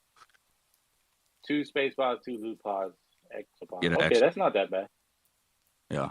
So What's the last time somebody did a time or a check to see how much the Lux Pod was or how much they were going for? I just looked at it. They're none even on sale right now. Yeah, there hasn't been any Lux pods for sale since I've joined the community. I've seen that chip because that was the coolest one I saw, and I was like, "Oh, how much is this?" And I was like, "What? What do you mean it's not for sale?" Like, so yeah, it ain't for sale. But the prices on the Luxopods and those are dropped though, right? Like, what are the those? Exopod, the Exopod's going for 0.47 ETH right now, which is pretty reasonable. But then if you consider that the other pods are much, much lower, I don't know. I guess I haven't looked at the other pods either. I feel like you could probably you might be able to buy the pods and merge them and actually go through that experience for about the same price or cheaper. I'm actually looking at the pods right now that we're talking about this. So the loot pod is going for 0.08, so you need 2 of those. So that's 0.16 ETH. And then the space pod is going for 11. So that's 22 and 16, 36. Yeah, you can actually buy your 4 pods for cheaper than the already merged exopod. So you can save a little bit there and experience burning the pods to obtain your exopod. I can tell you why that probably is. I'm just now figuring out. Thank you, Compound. I'm just now figuring out that I've been saying space pod, space pod, space pod, but I've actually been talking about loot pod, loot pod, loot pod, because this is my first time actually being on the Cyber Labs OpenSea page, and I don't have this on my watch list. So that tells me, yet again, I'm finding out things that if you weren't there for it, you just don't know. So that's why I'm like, please, please, please, please, the website. I promise you, it'll be every penny you put into that website is gonna come back tenfold. Because now I'm like, oh shit, yeah, I can buy 2 of these, 2 of this other one, and yeah, I can just do my own exopod instead of buying one. Because I was just gonna buy one, so you guys just saved me money. So yeah, it's just all about the information. how would you know that if otherwise though, right? Like that, I agree, man. That website there needs to be a better flow of information, and that's something they're working on. But you'd have to dig back through all the Exodus tweets. Maybe it says it on the website. If you haven't read through the Exodus.artifact website, it says it there. It's not easily obtained, but I think that's why it's important for us to come out through strong through a community and Discord and do spaces like this and be on the timeline and just be resources, right? Because every single one of So, us that have question: what been is there for all of everything is a this? resource. What is this coal? What is this chalk? What are those? On cyber, probably different on cyberspaces. Yeah, that's what they are. The only one that's related to Artifact is the space pod. The other one, so On Cyber has actually been doing it. They have their own original spaces, which is what you're seeing there, the coal track altitude, and then they also have Friends of On Cybers, I think is what it's called, and that's like all the collabs they've done with other NFT collections, creating specific spaces for them as well. So there's actually a lot of different. The On Cyber ecosystem is actually made up of multiple different spaces that tie to other NFT collections, and or like we saw with Tropics today, where they just kind of create a space for artists and whoever. Frankly, I think Steve Aoki also had his own little space for his NFT project. So there's a bunch out there. And again, man, that just it just goes back to my thing, and I'm still learning. As much research as I do, I'm still learning things because I think I know how something works, and then it's like, oh no, that's actually not the space pod, right? So actually, in my Twitter thread, I mean, I put the names of it, but I thought that were all three of the pods, right? I didn't. I don't even know. I don't even know what comes on this pod. Let me see. Does it even have it? Yeah, it has an egg incubator. So this is the normal speed. So yeah, it's just stuff like this. uh, it more tells me that the critics out there, I guess you would say, even people who've never been a part of Artifact or who are just not plugged in, they don't, they, I guarantee you, they only know like 10% of what your project's even about. And that 10% is what your clones look like and what happened with the Monolith 2 drop. That's all they know.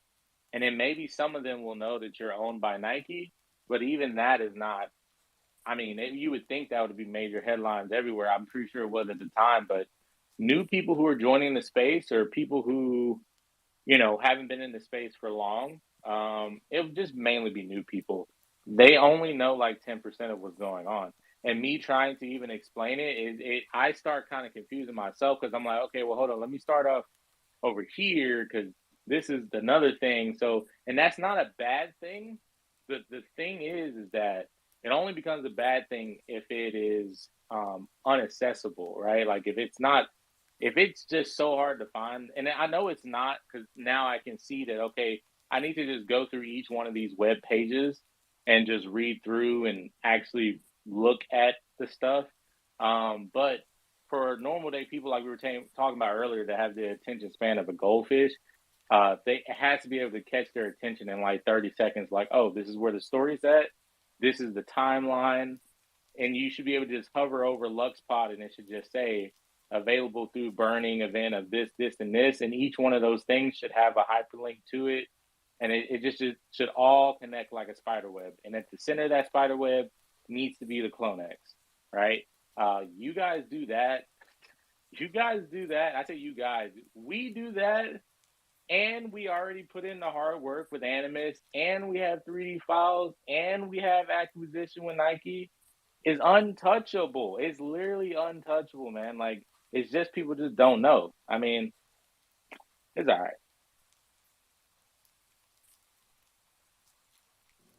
Yes to all that. But that's the beauty of what's coming, right? They're tying all those little loose ends.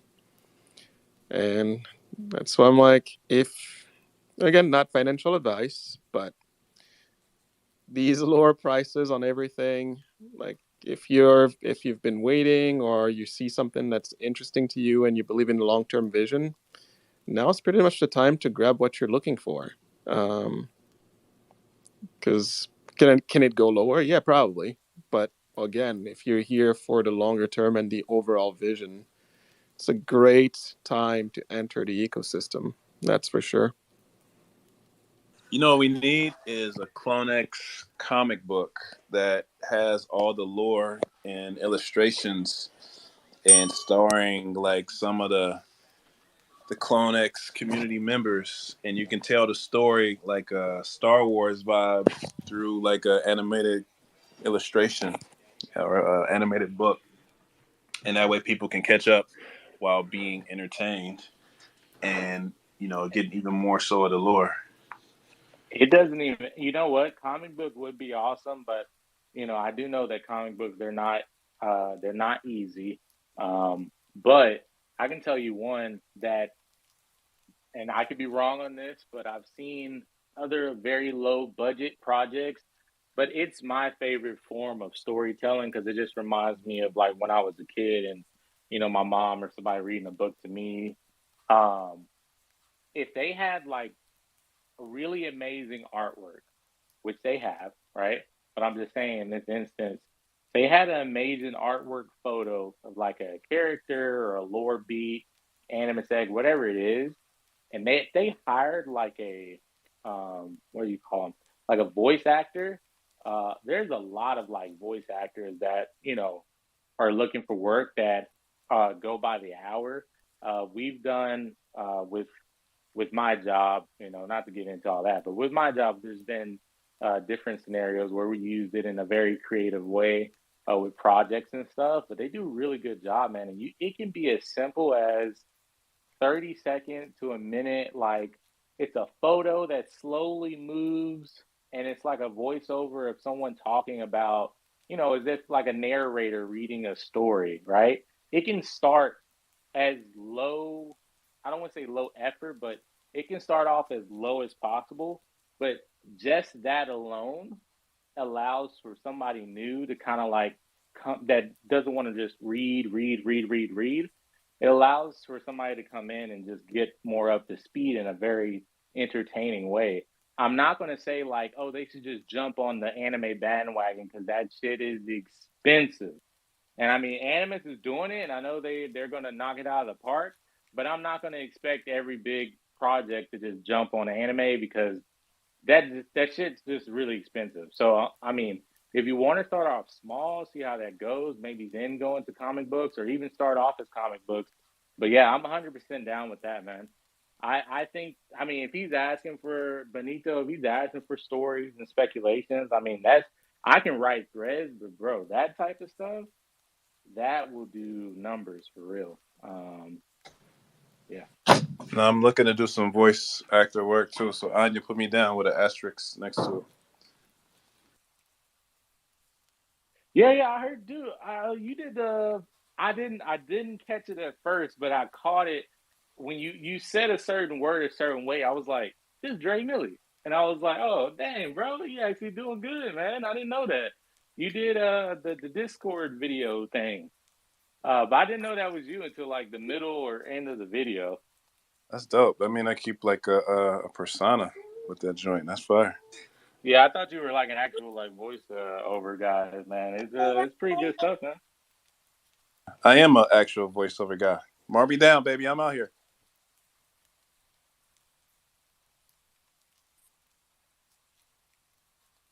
Yeah, that would be cool if the community can get involved and stuff like that. And imagine they allow like they do these story beats or whatever, and you can voice your clone on an official story. Bro, that'd be freaking sick.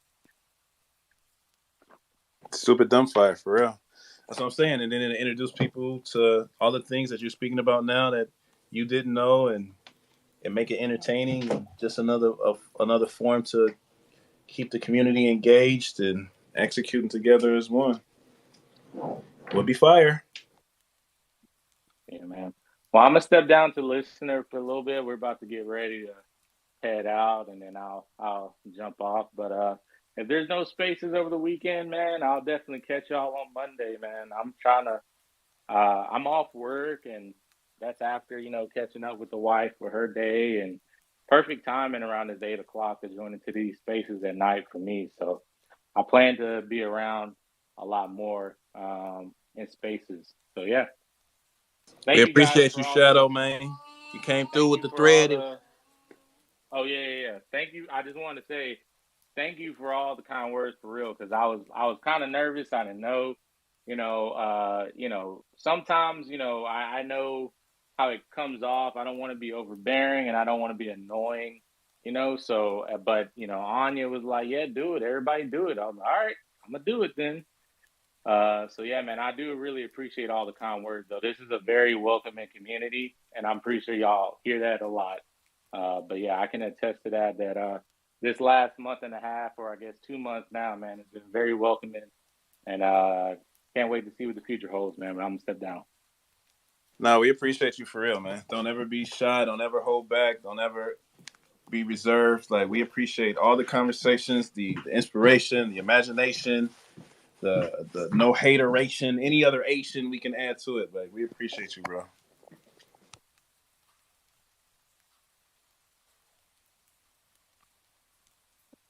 Yo, what's good, Mozzie? I might just check on everybody up here. Yo, my bad. I've been doing stuff, but still present. Is he rugged? Oh, that's dope.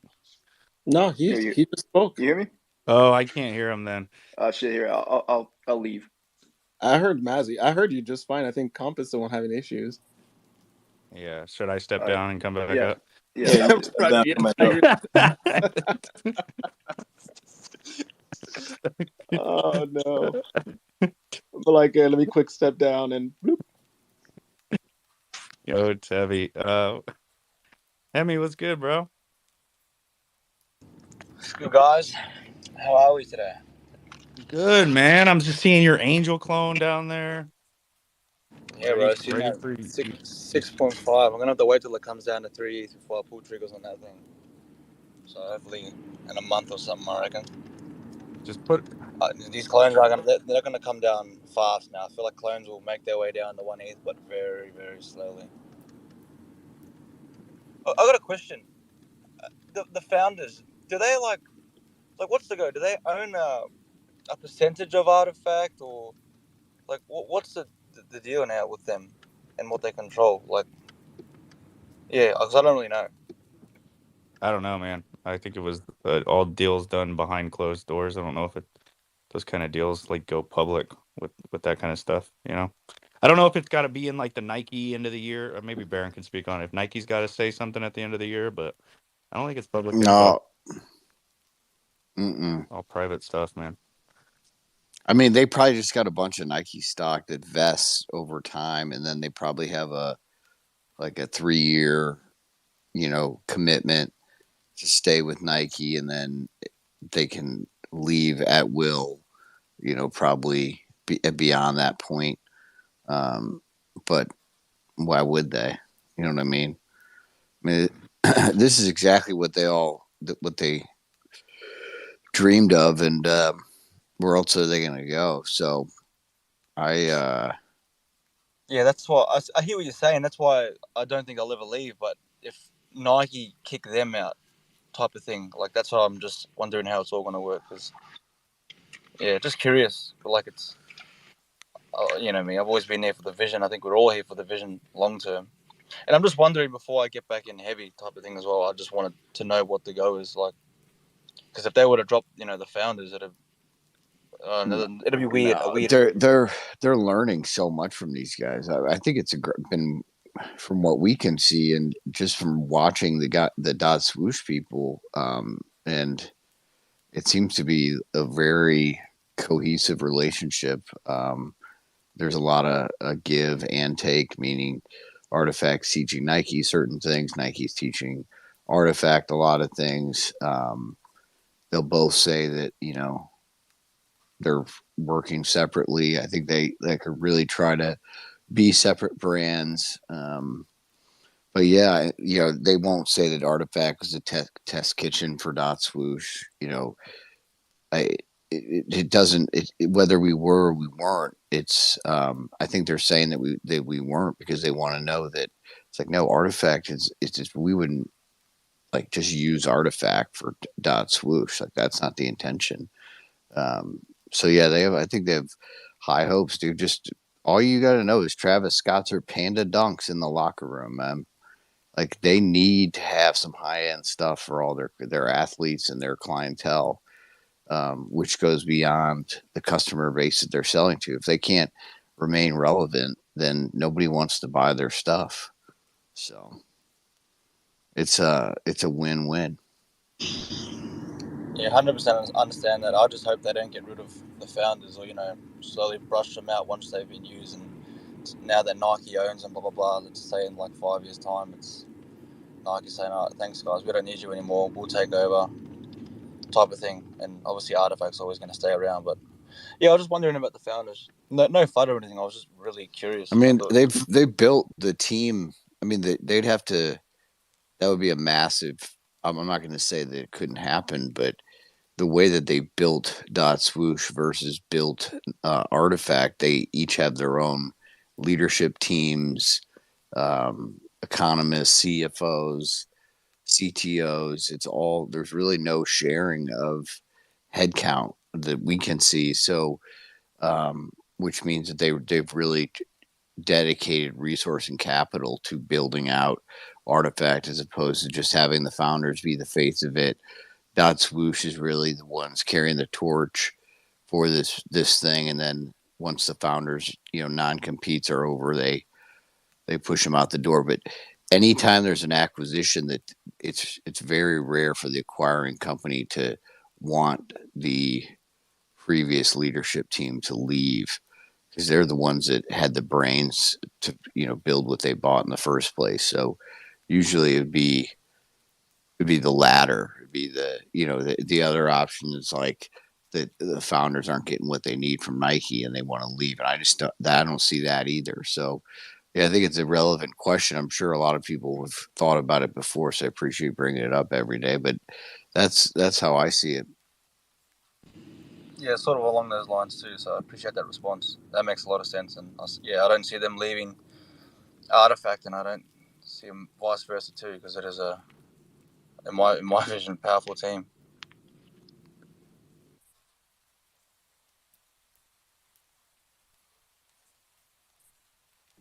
But clones are still going to 0, just so everybody knows. 1 ETH, sorry, 1 ETH, not going to 0. 1 ETH. Did you see? 1 ETH. No, bad takes 0, clones 1 ETH. 1.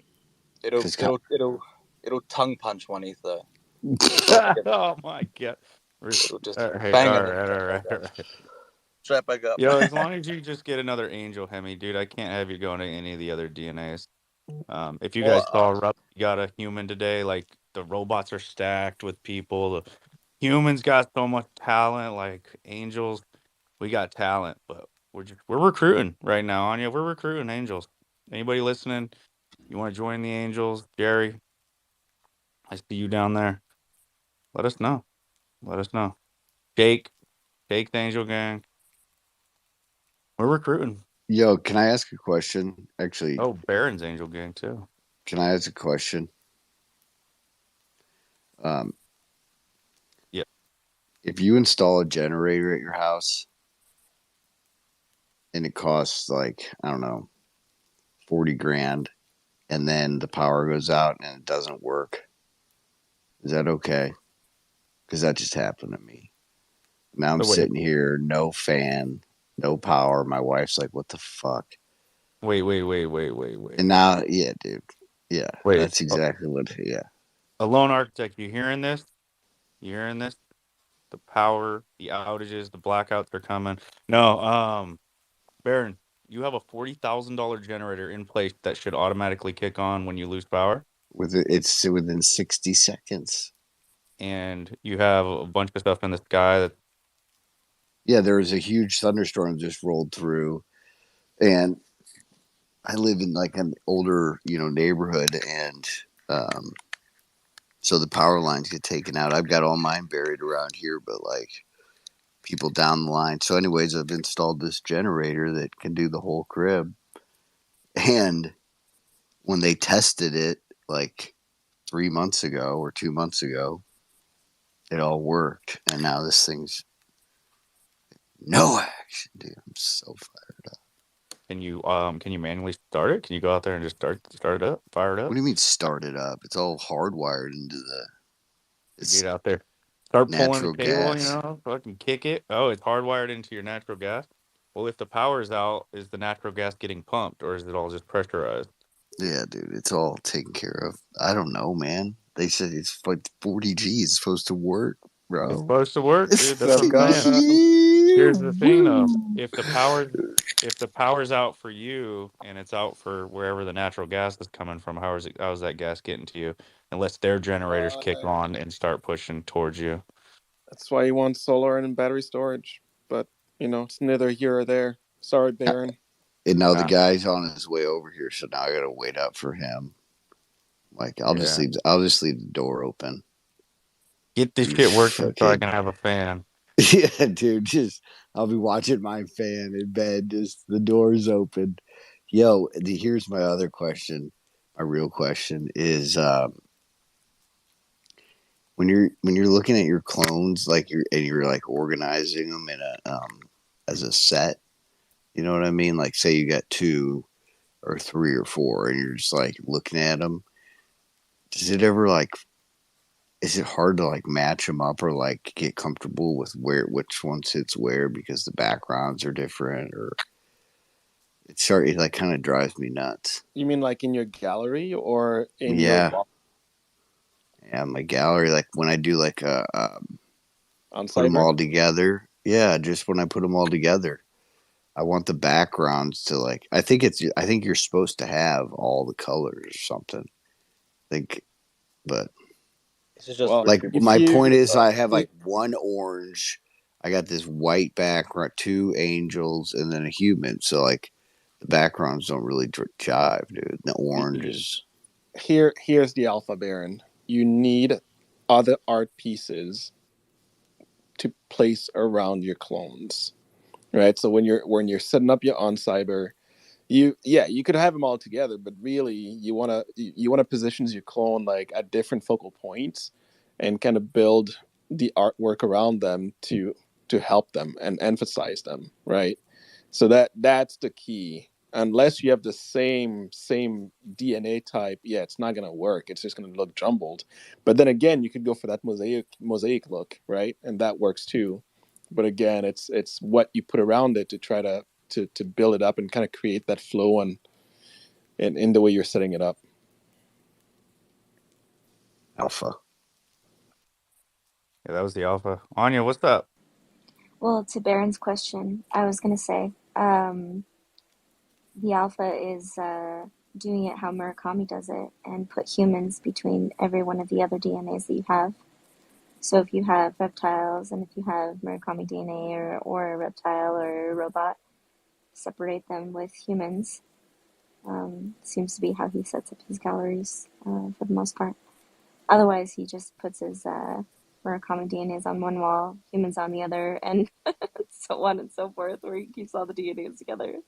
But then that's harder, of course, if you have like just like one, DNA each. Then you just have to embrace like them being kind of, I wouldn't say disorganized, but maybe you only have like them in a row per se. So it depends on which clones that you're concerned about.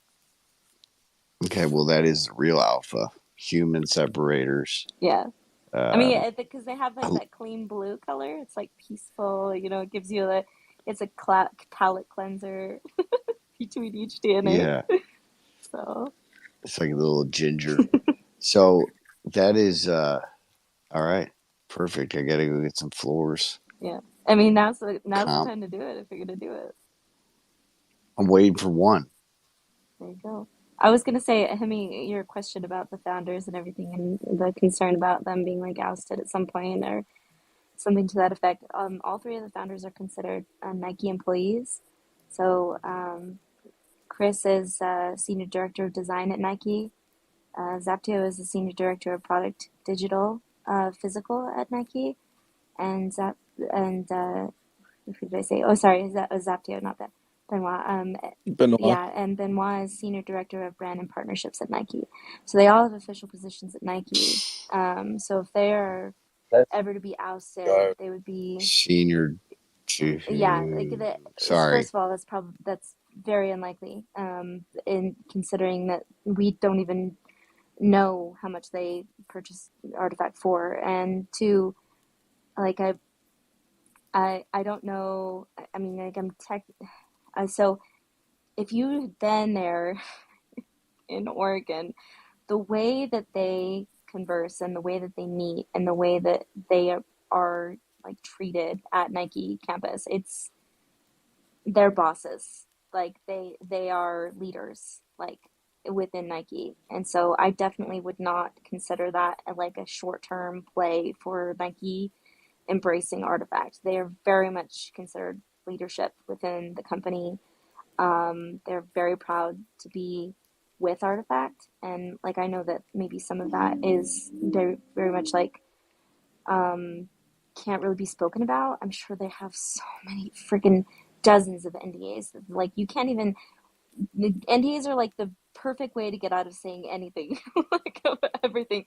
But it's also a way to like to build walls, right? Especially when we have a community that's like has concerns, has questions, and all that stuff. And so it's hard, I'm sure, for them because they're like, well, I can't get on there because I've got a hole in my lip and I'm afraid of saying anything. So, because they get so excited. Anybody who knows it's like met them in person, they get so excited that they probably leak things they're not supposed to. They don't, but they probably like are so excited about things that they're like, I wish I could tell you all this, because they just get so happy and everything. They're so passionate about the future, and I think that that's the best way of saying it, is that they're not going anywhere for sure. Loki, before I even asked that question, I didn't see you on the stage, but I was hoping you were on the stage when I asked that question. I thought you did have the answer since I see you hanging out with them a lot. That's boss as fuck, in my opinion. That's the answer I wanted to hear. Yeah, it's reassured me a lot about Artifact now. Like those just some pretty crazy titles, man. Yeah, it's wild. Actually, the biggest flex that they have, like that they can actually flex, is that when they go to Portland, they get into the employee stores and they go crazy. They go on shopping sprees. It's so funny. They're like, all right, gotta get in my like 1 or 2 pairs of shoes while I'm here. So that's so funny. Hey, yo, employee stores. Somebody told me they had access to those. They live in Oregon. Shit. Kira, are you hearing this? Nike boys up, or whatever he says. Nike boys not up, I guess. All right, Kira. What's up, Tabby? Oh, I didn't even realize I came off mute. I had nothing. My finger grazed over. Senior Director of Brand Partnerships, something. I mean, Brands and Zaps. partnerships. Yeah, they're all senior directors. Senior director of design, senior director of product digital physical, senior director of Yeah, brand and partnerships. Like, bruh. uh, yeah. uh, that's like night status. You know what I mean? And Nice status. well, you know what a night is. It's just so cool. I mean, you cannot pay attention to the price in this thing. We have to. I know we're here every day, but we can't expect. We got to expect maybe something like once a quarter. Like, that's my mindset. It's like if I can get something once a quarter. I mean, I've gotten so much stuff delivered, but like if we can, I got to look so long term. I know that but being here every day and like interacting every day makes it harder to do that. So I just putting that out in the metaverse now, that like you got to proactively tell yourself like that price doesn't matter. And oh, by the way, when I checked Twitter today, I shouldn't expect to see any announcements. That's what Barron's telling himself every day. Yeah, it's funny because I've been doing that for like I've been doing that since Monolith happened, right? And it's like because that's kind of I think everybody has to stop and you have that moment when you start thinking about, okay, what am I in this for, and what is my time frame? And if your time frame is, yeah, this is a brand that's growing and building, and they're delivering the future now today, every day, like as we move along, then you're here for the long haul, and therefore these little price swings, big price swings, don't matter, right? Because again, you're the only time price matters is when you're entering and exiting. Otherwise, it's irrelevant. What really matters is the utility, the access that these tokens are giving you, right? And so when you think about it that way, and you come back to a little bit more Web 2.0 or 2.5, then this is fine. Like I sleep perfectly fine at night. Like I don't even worry about it. The only time I get antsy is when I'm about to go on vacation and stuff is not here that I want to wear. But that's about it.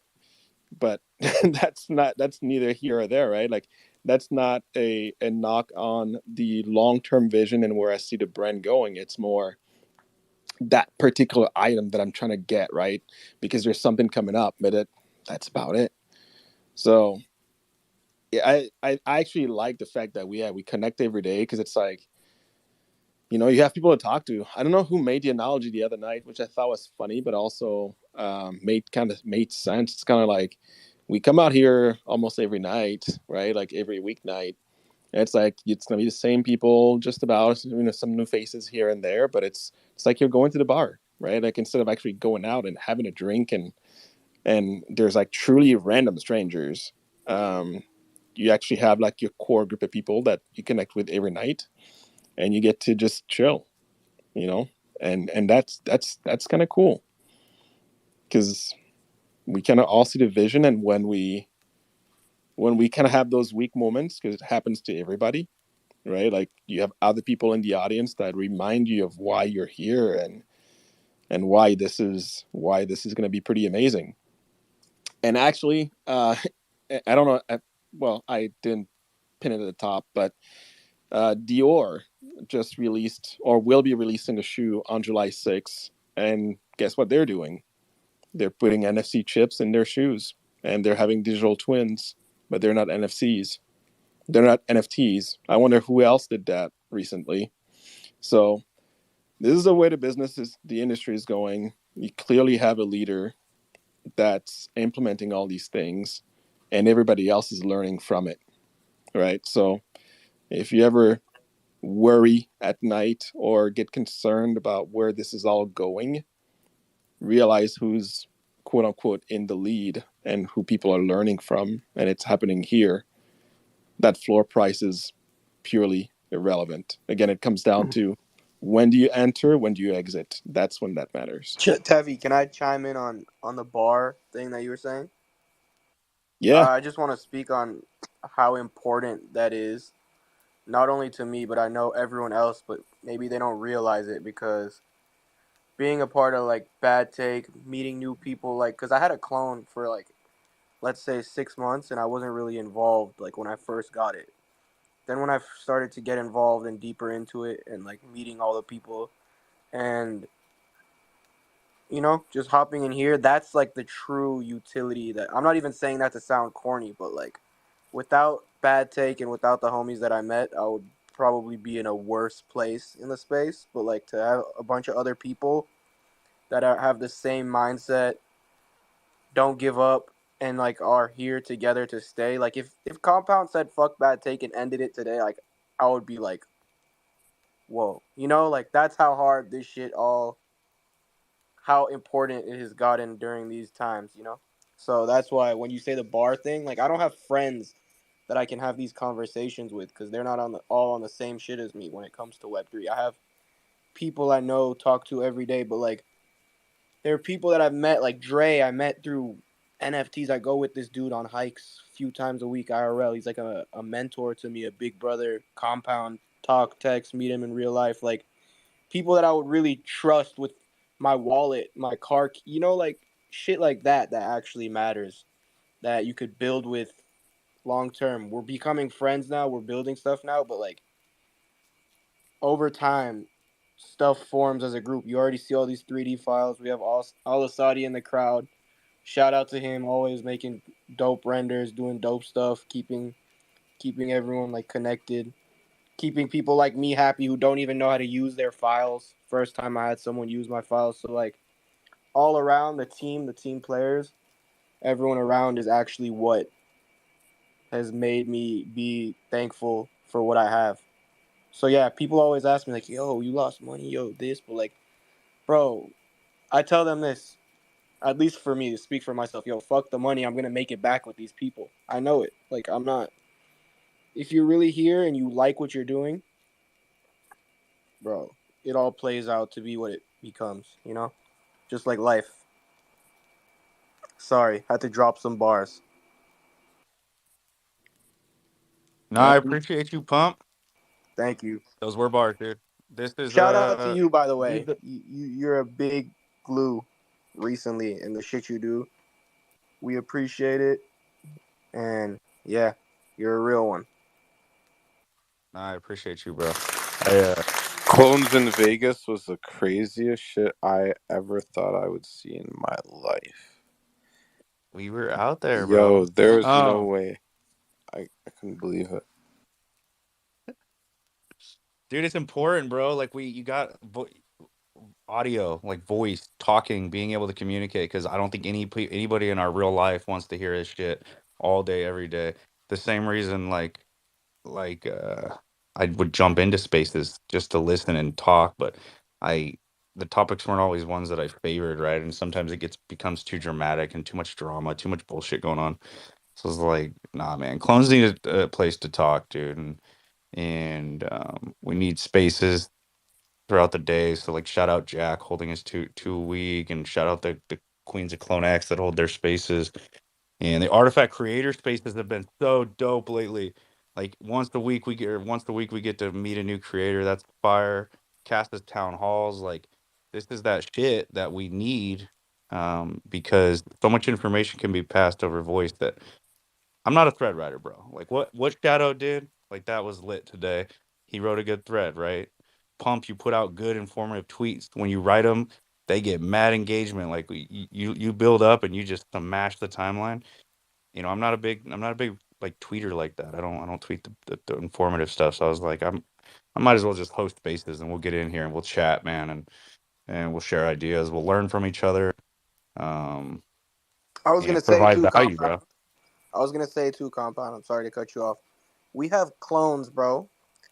We are in an ecosystem with Artifact. We are with like a real brand, a company that didn't start too long ago. There's a long ways to come. We're not in the hands of just some random person, random company that's like we have Nike behind us, we have a dope team behind us, we have Takashi Murakami art, we cool people, bro. Like we're so close to something that your average person can't be so close to. The Nike slash like fashion realm connection that comes from clones and that will continue to come is like something that will be unmatched, because at the end of the day people could start dope things every day, but like come on, Nike's Nike, you know what I'm saying? And at the end of the day, I know Artifact's its own sector within that, but bro, you know what I'm saying. What are you Yeah. most looking forward to, Pumpisha, about clones? What are you most excited to use What this am I clone? most excited about? Yeah. Honestly, since I'm a sneakerhead, that's what brought me into even getting a clone. So of course the Air Forces, we already had that, but like getting them physically. But my idea of like the next 5 years, more dope stuff. Like that was just the first collection of Air Forces. Think of all the other dope collectibles they could make, collabs. They're involved with us, so you already know there's people that ended up from the community part of the team doing collab. I just want to see dope things come from the community mixed with the core, which we've already seen, but like going on with time, these are opportunities, like I said, that you can't really, like a random person can't just hope to post something on their Twitter and like get the attention of someone big without, do you get what I'm trying to say? Without that connection there. So Yeah, and what I'm looking forward to is everything. yeah, and Everything. to jump in there, Pump. Yeah, like the when you said like the dope stuff that listen, like the we literally just wrapped up Rimowa, right? Like Mm-hmm. you're getting like for the people who get the bag, like that get the Remova bag, that yeah, there's a bunch of Removas out there, right? But there's only, and not even all of them were minted. You're gonna be one of the few people that are walking around with quote unquote one of a kind, right? Like there's a collection, I get it. There's more than one, but within that brand Remova, there's only And Rimowa, sorry, Tevi, Rimowa, let them know Rimowa is not a regular no, brand that no one knows. It's on Rodeo Drive, the nicest yes, malls, the right. nicest, the So most it's luxurious suitcase. recognizable, and now people who know about this stuff, and that's if you care about that stuff, right? But either way, if you enjoy kind of like the collectible, the uniqueness, that things that kind of stand out a little bit, that bag stands out. And people who again who know about it, even the people that don't, that the cool part to me is like even the people that don't know about it are likely going to ask you about it, which then leads to, oh, I've never seen that pattern before, what is that about, right? It's a conversation starter. Even the And hoodie, bro, and it's just a black hoodie with yes, the white writing on it. At the end of the day, it's dope. It's good quality, but it's like a, yeah, I mean, like I had like random you know, people ask me about the hoodie, so that's I'm like, we're in that weird chasm right now, right? Where like it's been, things are happening, but it's quiet, but it really hasn't like hit yet. But think about it. I think the Once, Air Forces make a big shift, heavy. yes, yeah, exactly, right? Like all that starts making sense when you hit next year, right? Like that's really when like you have your physicals. Now they're, as a corporation, as a brand, Nike Artifact are really pushing. It's a new year. They're pushing the next, stage of whatever. And I mean, you saw what they did with Geisai. You saw what they did in Japan and the massive billboard, right? Like that's not that's not Not the a regular average person marketing can't do that. right. So Not every project can do that. that's what I'm like, I don't know. Like I sit here and like I said, I sleep very comfortably at night. Um, and now that I got this case in my hands, man, like, the hoodie was already dope. You know, the socks that I got were cool, but this is like the case, like that, man. When I pulled it out and I'm like, man, this is, I get it. I get what they're. I already understood it, but it's different. It's on a different level, and I'm not even trying to shill or whatever, but like when you start getting some of these pieces in hand, and that's when you realize that you actually have something special here. Like the time and effort that goes into like each item that that's starting to trickle in is next level. So yeah, am I pumped about waiting like 10, 11 months? Probably not, but it makes it easier for when those things happens, because you're like, the quality that you're going to get at the end is going to be dope. And ultimately, that process just gets refined with each iteration, right? To ultimately where, again, the industry is shifting in that direction, and they're going to refine the process, and it just gets better from here. Yep. So, like, and I know it's cliche, it's like we're early, but the reality is we are. Like, when the year That started, yeah, Heavy, go can I ahead. say something real quick? Yeah, jump in. On top of the stuff you're saying, a lot of people provide dope stuff within the space, whether it's merch, shoes, whatever it is. But the way I look at it is, sure, it's all dope, but all right, bro. A shoe with a Nike swoosh. If the NFT space died today and it came from an NFT, God forbid, I'm saying the NFT space. I'm just using an example. In 10 years, that shoe, no matter what, it's like a stable coin. It's always worth money because it has a Nike swoosh on it, and it's actually something that every single person probably in the entire world knows. Whereas a random project, sure, they could drop a shoe or whatever it is that could be pretty dope within that small community of the internet and Twitter, but outside of that, no one has any idea or interest unless it's groundbreaking. But with a Nike, you put that anywhere, there's already such a crazy core fan base there, and like multi-billion-dollar market with those specific branded sneakers, that there's no competition. You already see Adidas trying to ride the wave, but Adidas isn't Nike. They had their moment with, yeah, you already know, and now they're starting to trickle downwards. But we're talking something that, all right, I'm 23. Since I was a baby, I've been wearing Nikes, and I don't think I'll ever stop, like, till I'm dead, Like, it's instilled in me, and I know a lot of other people like that. They're just, like, naturally, that's just what they're rocking. That's what they're going to rock. It's just it's like Apple of clothes, just the iconic. You just know what you're getting every time you're getting it, and it's, Bro, the dry fit yeah. t-shirts, when you go to the gym and the way that they wick the sweat away from your skin and you don't get those The fucking. socks. Bro, the socks are next level. Oh my, I'm wearing the socks right now, obviously. Me too. I got elite socks Bro, on right now. bro, the amount of Nike socks I have is like ridiculous. Like, even out when we were in Vegas, this kid was like, he was like, yo, dog, most of your suitcase is like Nike everything. And I'm like, bro, you don't understand. When I get the Rimowa, everything is Nike. The luggage, the jacket, the night coat, the fucking water slippers, the fucking socks, the underwear. I I haven't really been happy in the past with the underwear, but lately it's been fucking got it down, man. They got it down. I gotta You say, see, Tevi, this is why I could sleep at night with you. bro, bro, the way that the sweat just wicks away from my Curl is body, like the bro. You see what the listen, you see what like the like swoosh does to people? exactly. Hey, Bro, Like, yo, man, I can't Kuro help is it. like, look, everything Nike. Like put it my in the. underwear, they've improved. So that's why I'm saying continuous improvement. The process was kind of weird earlier on. They figured it out. The iteration moved on, and now Kuro loves his underwear from Nike. So Bro, I all only I'm used to saying do is like the Supreme progress. underwear and like the what's it called? The Calvin Klein underwear, but ever since like it's been like ever since they got the contract with Drake there, um I guess Aubrey fucking said some shit about the underwear because it wasn't doing it before, but now, bro, Lord of mercy.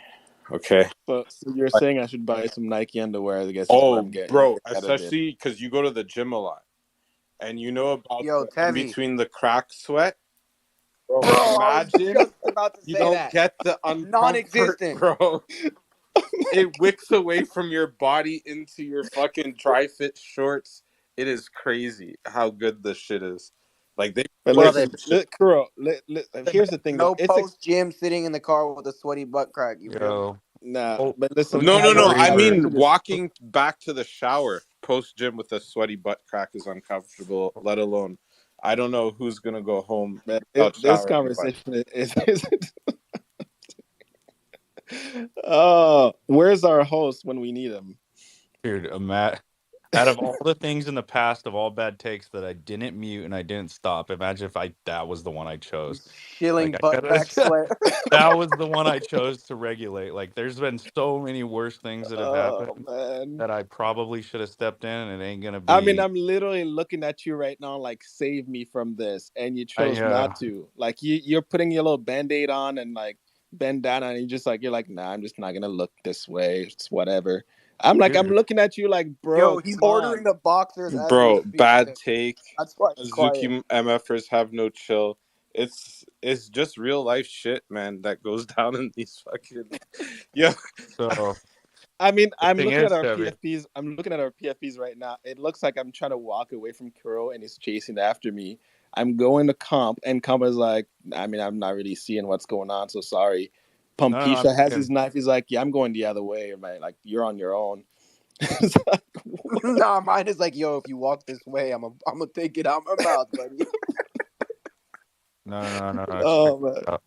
I was unmuting to chime in to attempt to make a joke about it and swiftly change the subject, something along the lines of I don't even need to read reviews. I've got Twitter spaces that tell me how good these products are. Something like that would have been a little bit smoother, but Tevi just bluntly stopping it works too. We like that. Um, you know what Oh, I makes need to Tevi be really stopped. uncomfortable? Hey, you know what's funny is Tevi gets more uncomfortable when you start talking conspiracy theories than he does about sweaty butt cracks. Like you start talking conspiracy theories and he starts freaking out. But like y'all were sitting here talking about underwear for 5 minutes and he's chill with it. So I don't want to hear it, Tevi. I don't want to hear with it. I mean, it's different because I mean, there was consequences to you talking about that stuff, right? The space literally got nuked. Bro, And we're giving alpha out here. This is alpha. This is yeah, this pump is good. girl This is Nike good stock. stuff. Like, I think this is good stuff people need That to know. Fruit of the Loom shit ain't it. You know, if you're listening to this and if you got those on right now, bro, Now, you run. know what I like though? I like Hanes. Hanes Oh is dope. Hanes got it. The Supreme boxers, I got those. Oh, I have wait, we those too, bro. I have like probably like 6 brand new packages just Yo, waiting. this just turned to boxers take. we just changed the subject and y'all went right back into it. Yeah. We All right, I'm off blaming it. I'm off it. completely blaming Tevi on this one. Um, it's just easier to blame Tevi. I'm just Look, talking about boxers, and then I look at Anya's profile picture and all the other potential women in here, and I'm like, bro, we're just sitting here talking about boxers. I'm just like, all right,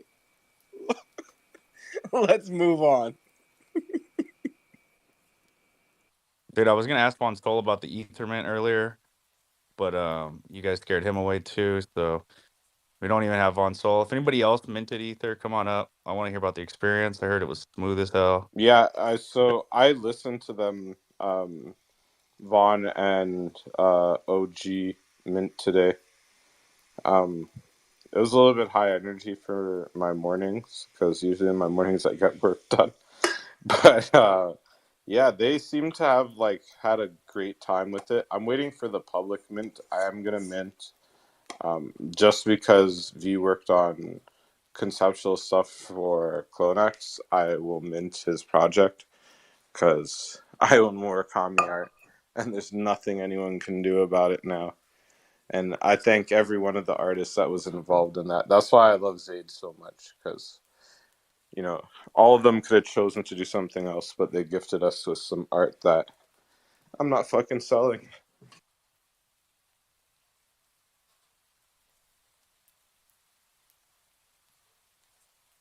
Yeah, I would actually like to hear more about the ether thing. I know Von Sol has been talking about it, but I honestly don't know too much about it beyond the it's mint is starting and that's about it. You saw the mint terms that there is under it. There's like two options. You could either mint it pretty much for free, but you have to lock it up in a contract for 10 weeks, or you could just mint it for 0.35 and have no limitations. Which I was That's like, not too bad of a mint price either, actually. I'd rather just pay the 0.35 and be able to have the freedom, because in 10 weeks if something whatever goes wrong, no hype, then it's just like, I mean, what do you know what I they're don't know. like? I saw the trailer, which looks anime based, right? So I'm assuming it's kind of going down that vibe of anime, but what are they doing? I have zero idea, to be honest. I just keep hearing the name pop up, Mm, and it's been a while. I think Oh, the next time I meat. see him on, I'll ask him in a space or something. Yeah, no, give Von Stoll again. So if you paid the 0.35, I thought I saw them break over an ETH today. Didn't they pump? Yeah, I think they hit a ETH. Might be worth. Yeah, it might have been worth it to pay that 0.35. Yeah, Yeah, 10 weeks in Web3, bro, that's is like 17 years. yeah, it's like it's a few years. Anything can happen. Um, 10 weeks. Wow. So I saw some meme land previews too of the PFPs if they were real previews. And I don't know if I was a fan of the PFPs or if these were just concept arts. I'm not sure. Have you guys seen the meme lands? I have not. I must only be my timeline. Y'all need to. Yeah, I Like guess Dragon Ball. they're fine. I honestly don't see much beyond. Well, now I've started seeing more Azuki stuff, but for a while there, I didn't really see anything else beyond my Tesla stuff and obviously clones. You have But traditional finance on your timeline, Tevi? yep, Yo, yes, I dude. got approved for the Tesla. I'm You still just on waiting for them to go. get some vehicles in because I have nothing brand new. I'm not taking a used fucking Tesla. I want the same experience I have with my clone. I fucking minted that shit and it's mine forever. I don't like sharing. Which one did you go for? The S Uh, or the the X? plaid. Ooh, wee. Yeah, Okay, I'm fucking stoked. go. Honestly though, I'm not getting rid of my gas vehicle because I don't know what the fuck you could do with a fucking Tesla. and if the power grid goes out, I'm not being stuck like the rest of these guys, man. I'm gonna fucking make sure I keep my gas vehicle, man. I'm not doing this shit because I like You to go need hunting and solar and a things. power wall, Kuro. You're in Canada, Bro, right? I think they have solar and power wall over there. well, Just get I'm that. moving soon, bro. That's the only problem. I'm moving to a loft in downtown Edmonton because, like, I Mm, like the countryside or whatever, but like, I like yeah, I that can that. man. That won't work if you're in the loft. That's probably not gonna work for you. Yeah, but there's yeah, free. I didn't get to tell you the best part. There's free electric vehicle parking let's and go. free charging, bro, in Yeah, this garage, baby. that's I'm what. leaving the Yeah, gas-powered vehicle here, and I'll take like a motorcycle and a scooter, and I'll bring it to the loft. But I'm gonna leave the gas vehicle here, just cause there's free parking and free electricity, man. that's proper. Yeah, like the other day, I took a picture and I put it in the Batik chart just for comp because free charging at work, and I know he's stuck with a diesel, but yeah, man, it's nice that free charging. But I hear you, Bro, man. Like we can't go still have a hunting gas car with too. a Tesla, bro. We still have a I gas looked car at the too. roof rack. If I put a deer on top of that, it's fucking breaking that glass so fucking fast, man. It will be like, that's gonna be like my nice vehicle. My dog's not allowed in that vehicle. As much as I love him, um, he won't be allowed in that vehicle because that vehicle's way too fucking nice. I've never, I didn't really take in how nice the interiors are, bro, until I sat in the back seat and I let them drive me. That was I might have to find a girlfriend now so I can get driven around in the back seat.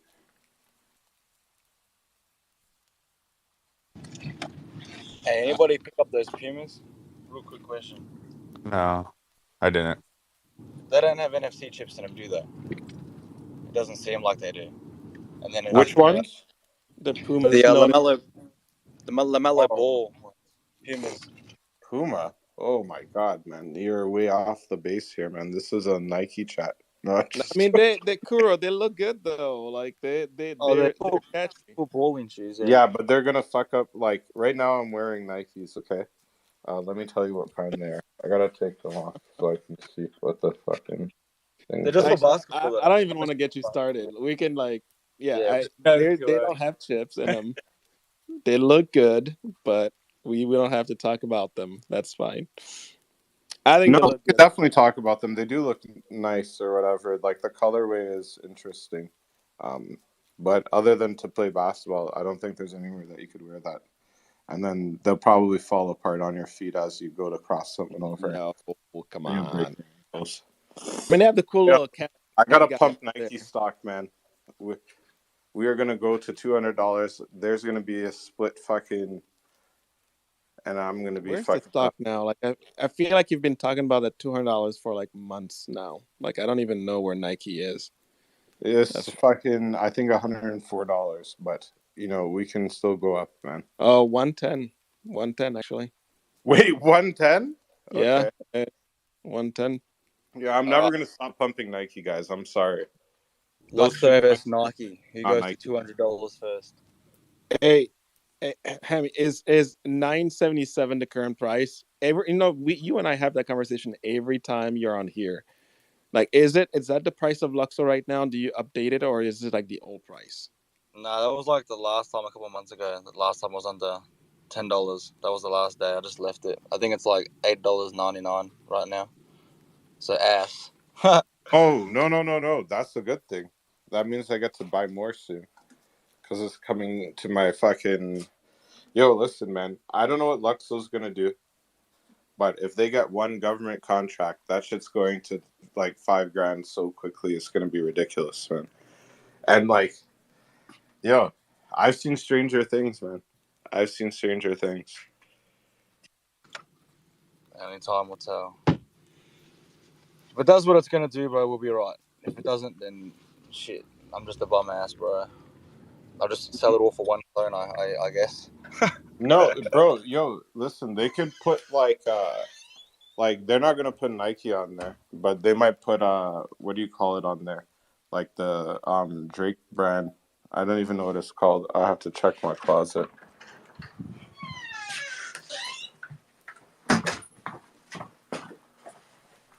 But yeah, Puma ain't got NFC chips, right? The because they don't have them. I couldn't find them. I just wanted to know. No, I I don't don't think think they they do. have them. What the fuck is the point of that? Uh, Tab for their holders, man. I don't know. Just It's like collab. literally like I, a dollar chip.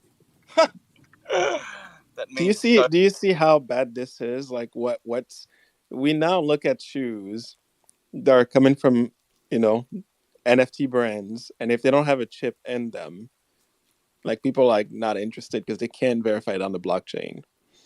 That's, I mean, I guess it's on this very, very small scale, but again, when it hits, right, and everybody realizes, like, oh, I mean, great example with Rimowa, right?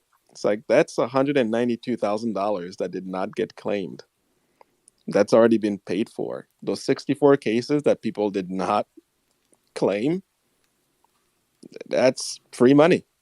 That's what it Yeah. is. So I So, might have just. I'm yeah, gonna just send my address. I'm just like publicly post my address and tag Artifact and just say, hey, yo, don't like destroy those things. Uh, if you made them, please, please there's don't throw somebody them who, away. I That'd don't be know if cool. they Nah, that would The be dude. reward cool. of clone. That'd be Every I swear, Artifact MFers are gonna be the first people to get the chips implanted in their hands and their brains, dude. Y'all Nah, motherfuckers Tesla love a people did good that. NFC chip. Tesla people did that. There's a guy that has the Tesla. He took the Tesla card key, like he took the chip out of it and implanted it into his arm.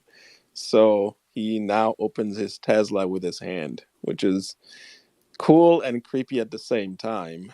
That's dedication right there. I don't know that I would do that, but yeah.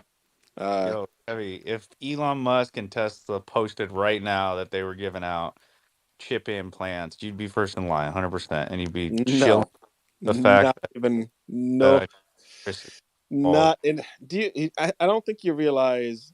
This is a recorded space. Whatever.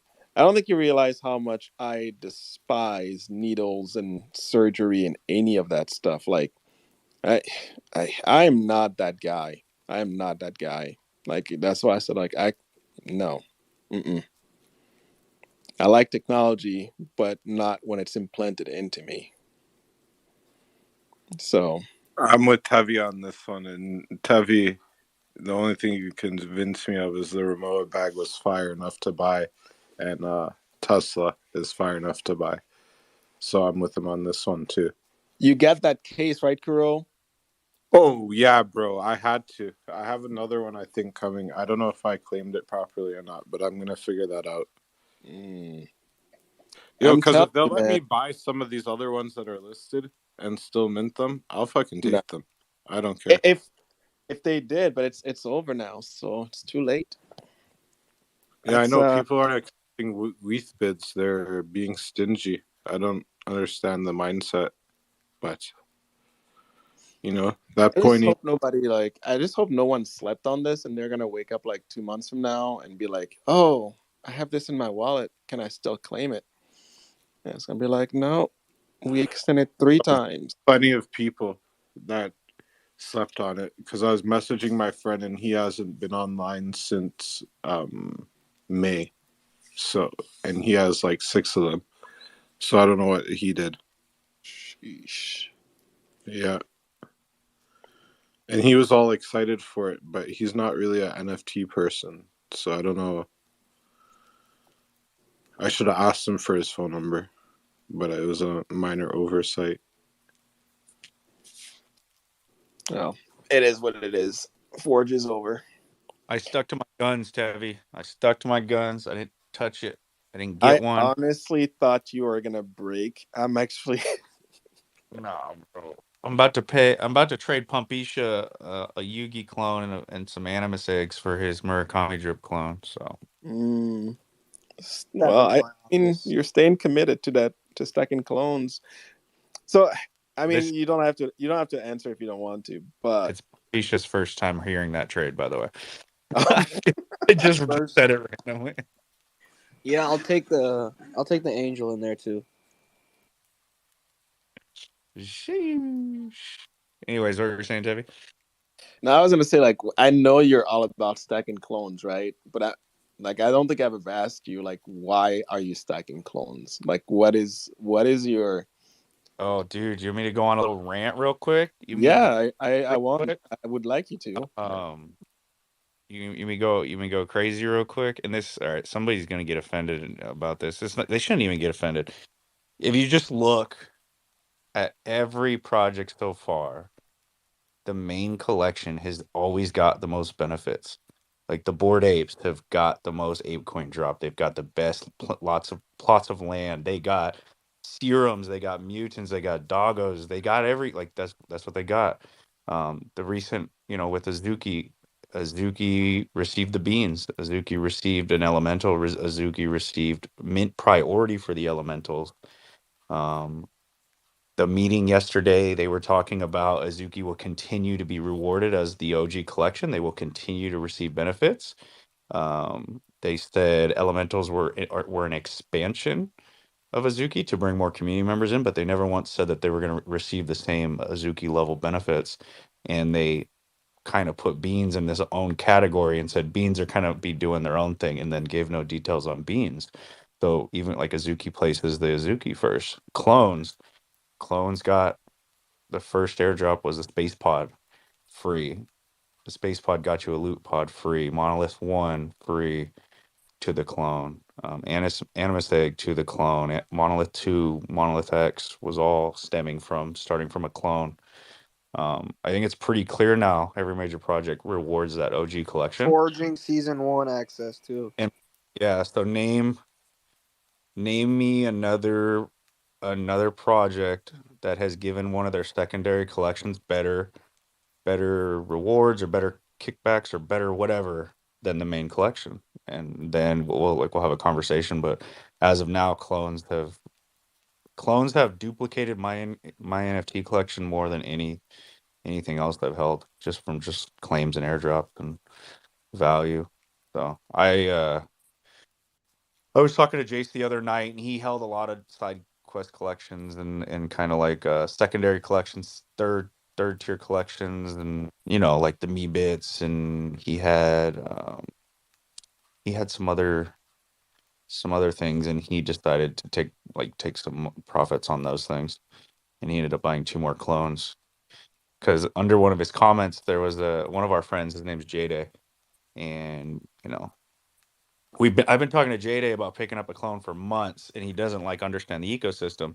And he went and he bought an elemental, and it's the same price as a clone. And I was like, in my mind, I'm like, what the fuck, Jade? We've been talking about this for months, and you're gonna go spend the exact same money you could have spent on your clone. I felt slighted because it's my boy though. Like I love Jade.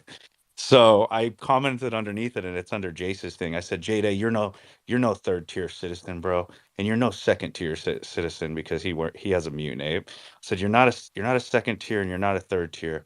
You're a first tier, baby. You're first tier in my eyes. You deserve a first tier collection, meaning the first drop, a clone. And Jace called me right after, and he goes, "I'm selling all my seconds and third tiers."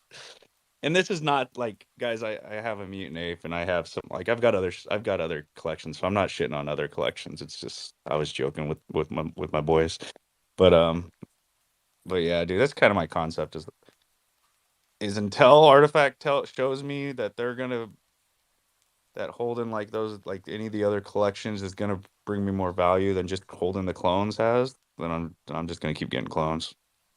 And I keep my airdrops too. I haven't financially needed to take profits on my airdrops, so I have all those side quests still, you know. And, yo, bro, you know what my best sell's been, Pumpy? I sold those vessels. The vessels that my other I Bro, have other side land. Shit, I forgot I had other side land. But they got me these vessels, and I sold Uh, them at point each.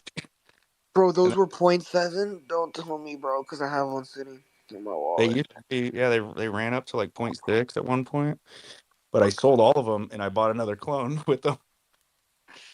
Uh, Bro, I don't know. I just stack clones because they're like the first collection of a major project, and that they just tend to get more. yo, call me crazy, but do you believe in other side land compound or anyone else here? Yes or no? Yeah, I do, bro. I All right, minted hold lands. on. Wait, compound, bro. Codas are under 5 ETH. Low key, like, if they keep going down, those things were once 30, 40 ETH. And, yo, whoa. The quotas are like the fourth tier PFP collection, Bro, and that shit seems better than the mutants long term and anything else, in my opinion. No offense, no offense. Fuck. I shouldn't have said that, but you get what I mean. I'm bullish on the game, so if that game's lit, I think those codas are like super, super undervalued. no, yeah, I don't have a coda. I just got some regular land, but here's the Don't you thing though. have that weird little Firefox thing on your land? Yeah, I've got some good artifacts on my land, and then I got mutant land as well. Here's the thing though. It's pretty clear in the BAYC ecosystem that the bored apes are going to be taken care of the most. The mutant apes get a lot as well. Like they're taken care of with ApeCoin, they get a good, but anything past the mutant apes have hasn't been told or been shown that they're going to be receiving anything. I think the Codas could mint the pendant was like their first thing, but um so could my vessels. So I don't know. I won't. I have my land. I don't really need a coda or want one yet, and I don't think I will even pursue it. I would just keep buying the first tier collection of. I don't know, man. That's just how I think, dude. It might not be right, but No, that I makes think sense. I actually appreciate you kind of going because I'm always interested, right? And more like what brings. I mean, we spend enough time together, like, and not just you and I, but like everybody in here. That I'm always interested to know, like, kind of like where people are coming from and what they see and what they make the moves that they make, right? Um, but no, so I think it makes sense from that standpoint. Because yeah, I mean, there was a time where I was like, yeah, why would I buy a clone? Like, I can just buy it. I'll just work my way into the ecosystem at a lower scale. But then with each airdrop that happened along the way, I was like, oh man, now I have to go and I have to buy it from comp. And he's going to charge me 3 times the floor to get what I want. And he's making all that profit. And I'm just paying out the nose. I'm like, I don't like that. And I try to be mindful with the little ETH that I have. And so it made sense to scale up to that clone level, right? And I think it's the same reason why people want Azukis and buy the main collection because again, they're gonna get the reward there. Now, obviously, you can't always scale up to that, so that's why there's second and third collections and things of that nature. But I think it makes sense every time that you can. It makes sense to pick up. I guess the difference. Well, I'm before I even say that, I do want Avery DNA, but that's not the point. The point is, I think before before you go on all that stuff, like there's a point where it's like, well, depending on what you're going after, it makes sense to diversify a little bit, right? And get in on other collections based on what they're doing and what the interests are. So that's kind of why I was curious, like, because I know you have, as much as you rag on side quests and everything, you are diversified and you have other things that you own. So I was just kind of curious the why behind the clones to the max. yeah, dude, I got animist. I got animist. I got other side. I have vials.